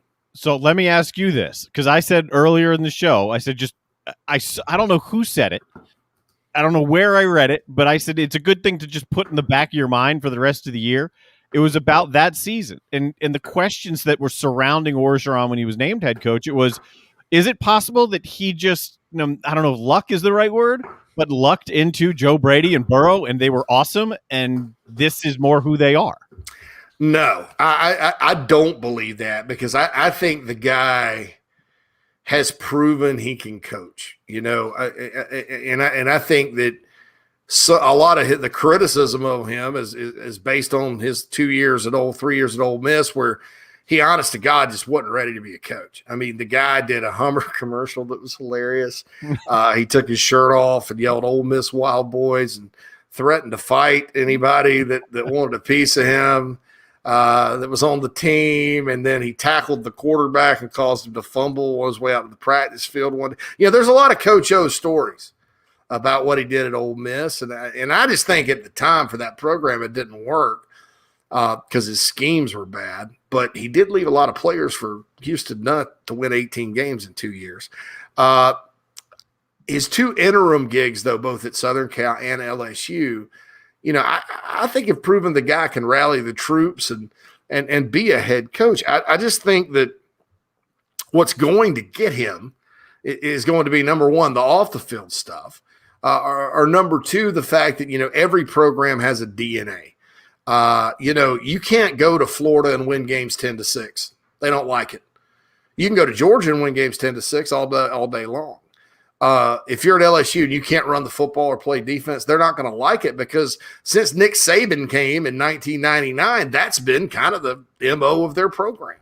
Even in 2019, that was still a pretty good defense, and they still were able to run it, with the excitement. So, and look, I think Max Johnson's a good quarterback. For years they didn't have a quarterback at LSU. I think they've solved that. I think they got good skill. And they've recruited well. It's just, you have to ask about kind of the mindset of the team. It's very un-Ed Orgeron. It's very un-LSU. And when you have that combined with off-the-field problems, and you got to picture yourself and a 20-something-year-old chilling at the pool or whatever on your Instagram, and all that, and you got a $10 million buyout, you sort of go, well, maybe Coach O's lost his fire a little bit. And so those are all the questions you have to ask. But I don't think for a minute, though, that Ed Orgeron is not a good coach that caught lightning in a bottle. You look at the LSU program, 03, 07, 2019, during the period Bama was in. They played for it in 2011. That's sort of on schedule for them guys. In 03 and 07, you didn't have Bama up. 2011, they got there. They beat Bama in the regular season, got there, had to play them again and lost. This is another 8 years. They get back in 2019, they won it. So that he's kind of done the same as Saban and Miles and all those guys in terms of winning national championships and SEC and all that. So, we'll see what happens. But I would just stop short, Darren, of saying Ed Orgeron's lucky, because I think the guy can coach. Some good coaches have lost their way. I mean, we were talking about Chip Kelly doing that over the summer, and now all of a sudden, Chip's a genius again. I think LSU has the same disease that Auburn has. It's Bama-itis. If you're not doing it every year like Bama's doing it, you win a national championship. You haven't won one in 2 or 3 years, they fire you. And that's just Bama-itis, because that's what they compare themselves to every single year. Yeah, we're great, but are we better than Bama? And if you're not winning like Bama, that's what happens. I mean, that's the track record of both schools. You went 9 and your average, Malzahn was 9-3 every year at least. Nah, not good enough. See you. So, all right. Yeah. So a lot of people say Malzahn got a raw deal, and maybe he did. I'll just say keep an eye on UCF. Just keep an eye on that the next 4 or 5 years. I don't really have a strong opinion either way. Well, I don't know that the hire of Brian Harsin is going to be the ultimate rain gauge as to whether they should or shouldn't have gotten rid of Gus Malzahn. I mean, I don't think that was a great hire, to be honest with you. I think they probably have some work to do. And it looks precarious so far. Yeah, sure. I mean, and Buddy might win. I don't know. We'll just have to. Well, these are all questions that will be answered down the road. I do know Akron's terrible. Admit it. The Zips are worse than that Zips team that my man Terry Bowden brought to Columbia and then got fired back in 2018. Yeah, in December of 2018, as a matter of fact. That was a big crowd. I was there. Yeah. Honest to God, I would have gone had I been in this. Where was I? Was I in the state? Yeah. Yeah, I just didn't go. I should have gone. I feel bad. It was cold and rainy. You should have gone. All right. Good news to everybody that loves JC Shuburtt. He'll be back at 1:00 on Friday in the Big Gamecock preview show, very proudly presented by Motley Rice. Between now and then, hydrate, my friend. I definitely will, and I'll be on the Big Gamecock preview show a little more brief, and all that. Want to remind everybody too before we get off. Inside the Gamecocks podcast prediction Thursday tomorrow, and then I'll carry that prediction over to the show, the preview show on Thursday or Friday with you guys that I can't wait for. Absolutely. Inside the Gamecocks podcast, and JC and Morgan is out as well. Yep. You two together are just spectacular, and so I hope everybody make sure they listen to that. And also, if you'd like to steal their information and report it as your own, subscribe to thebigspur.com for $1 whole. $1. Yeah, you can get that. You could be an internet hero. Create a Twitter handle. You don't need another hero, Tina Turner said. Yeah, create yourself a Twitter handle. Subscribe to the Thunderdome. Insider. The Thunderdome. You've quoted Australians. You've quoted Tina Turner. you've run the gamut. I think you quoted a British guy. All right. See you guys. Man. There you go. JC Shuburtt, owner of thebigspur.com. All right. Only a couple of minutes left. Obviously, congratulations to Larry Walker and Derek Jeter and their induction into the Hall of Fame today. That is just awesome. Feels hard to believe that Derek Jeter has been out of baseball for that long, but he's been out of baseball for that long. The one thing I remember most about Larry Walker, I'll ask you, the one thing you remember most about Larry Walker. All right, I'll go. The All-Star game when he turned his helmet backward facing around. Yeah. I mean, hell of a player. He's going into the Hall, but that image. That's a good point. Yeah, I was trying to think of some of the big knocks that he had, but that stands out when you think about it. No question. Oh, he could swing it. Kind of an old school guy. He could really swing it. The Braves and the Nationals tonight. Atlanta beat Washington last night. Braves are 2.5 up in the East at Truist Park. 7:20 is the first pitch. Sean Nolan and Touki Toussaint will be opposing each other. In that Braves coming off of that stretch 4-8. I thought maybe 6-6 would be possible, but 4-8 is how they ended that stretch, I should say, in Colorado. And this one here with Washington, Miami, and Colorado in this homestand is quite important because after that, it is a 10-game road trip, San Fran, Arizona, San Diego, before wrapping up the season against Philly and New York at home. So I think Atlanta probably like to be about 4 or 5 games up if they can be before they head west again, Darren. So certainly keep our eye. I know you'll be watching the game tonight because you're a big-time Nationals fan. Oh yeah, I'll be peeking at it. I always watch at least parts of the game. I'll say this: the reason the Braves lead slipped while they went, I think you just said 4-8 on that road trip, was because the Phillies were playing the Nats at the same time. Right. So the Braves can get some of those back because now they're playing the Nats. And I mean, I'm not even sure the background of the guy you said we've got starting tonight. So that's the point the Nationals are at. Yeah. The Nationals have made their point. There is none. He could have been one of the guys we got in the trade. And I say we a lot, but that's, yeah. So there you go. Have it. There you go. And that, my friends, is all she wrote. If you need to rent anything outdoors, Wando Power is where you want to do it. WandoPower.com. WandoPower.com. Powering football season here on the JB and Goldwater Show. Thanks to a long hour and 25 minutes with JC Shuburtt. Thanks to Darren Goldwater as always. The NFL starts tomorrow night. We're back tomorrow as well at noon, plowing our way towards another wonderful weekend of football. For Darren, I'm Jamie. Thank you so much for watching and listening to the JB and Goldwater Show. Very proudly presented by Motley Rice and driven by Stokes Volkswagen. We'll see you tomorrow at noon. So long.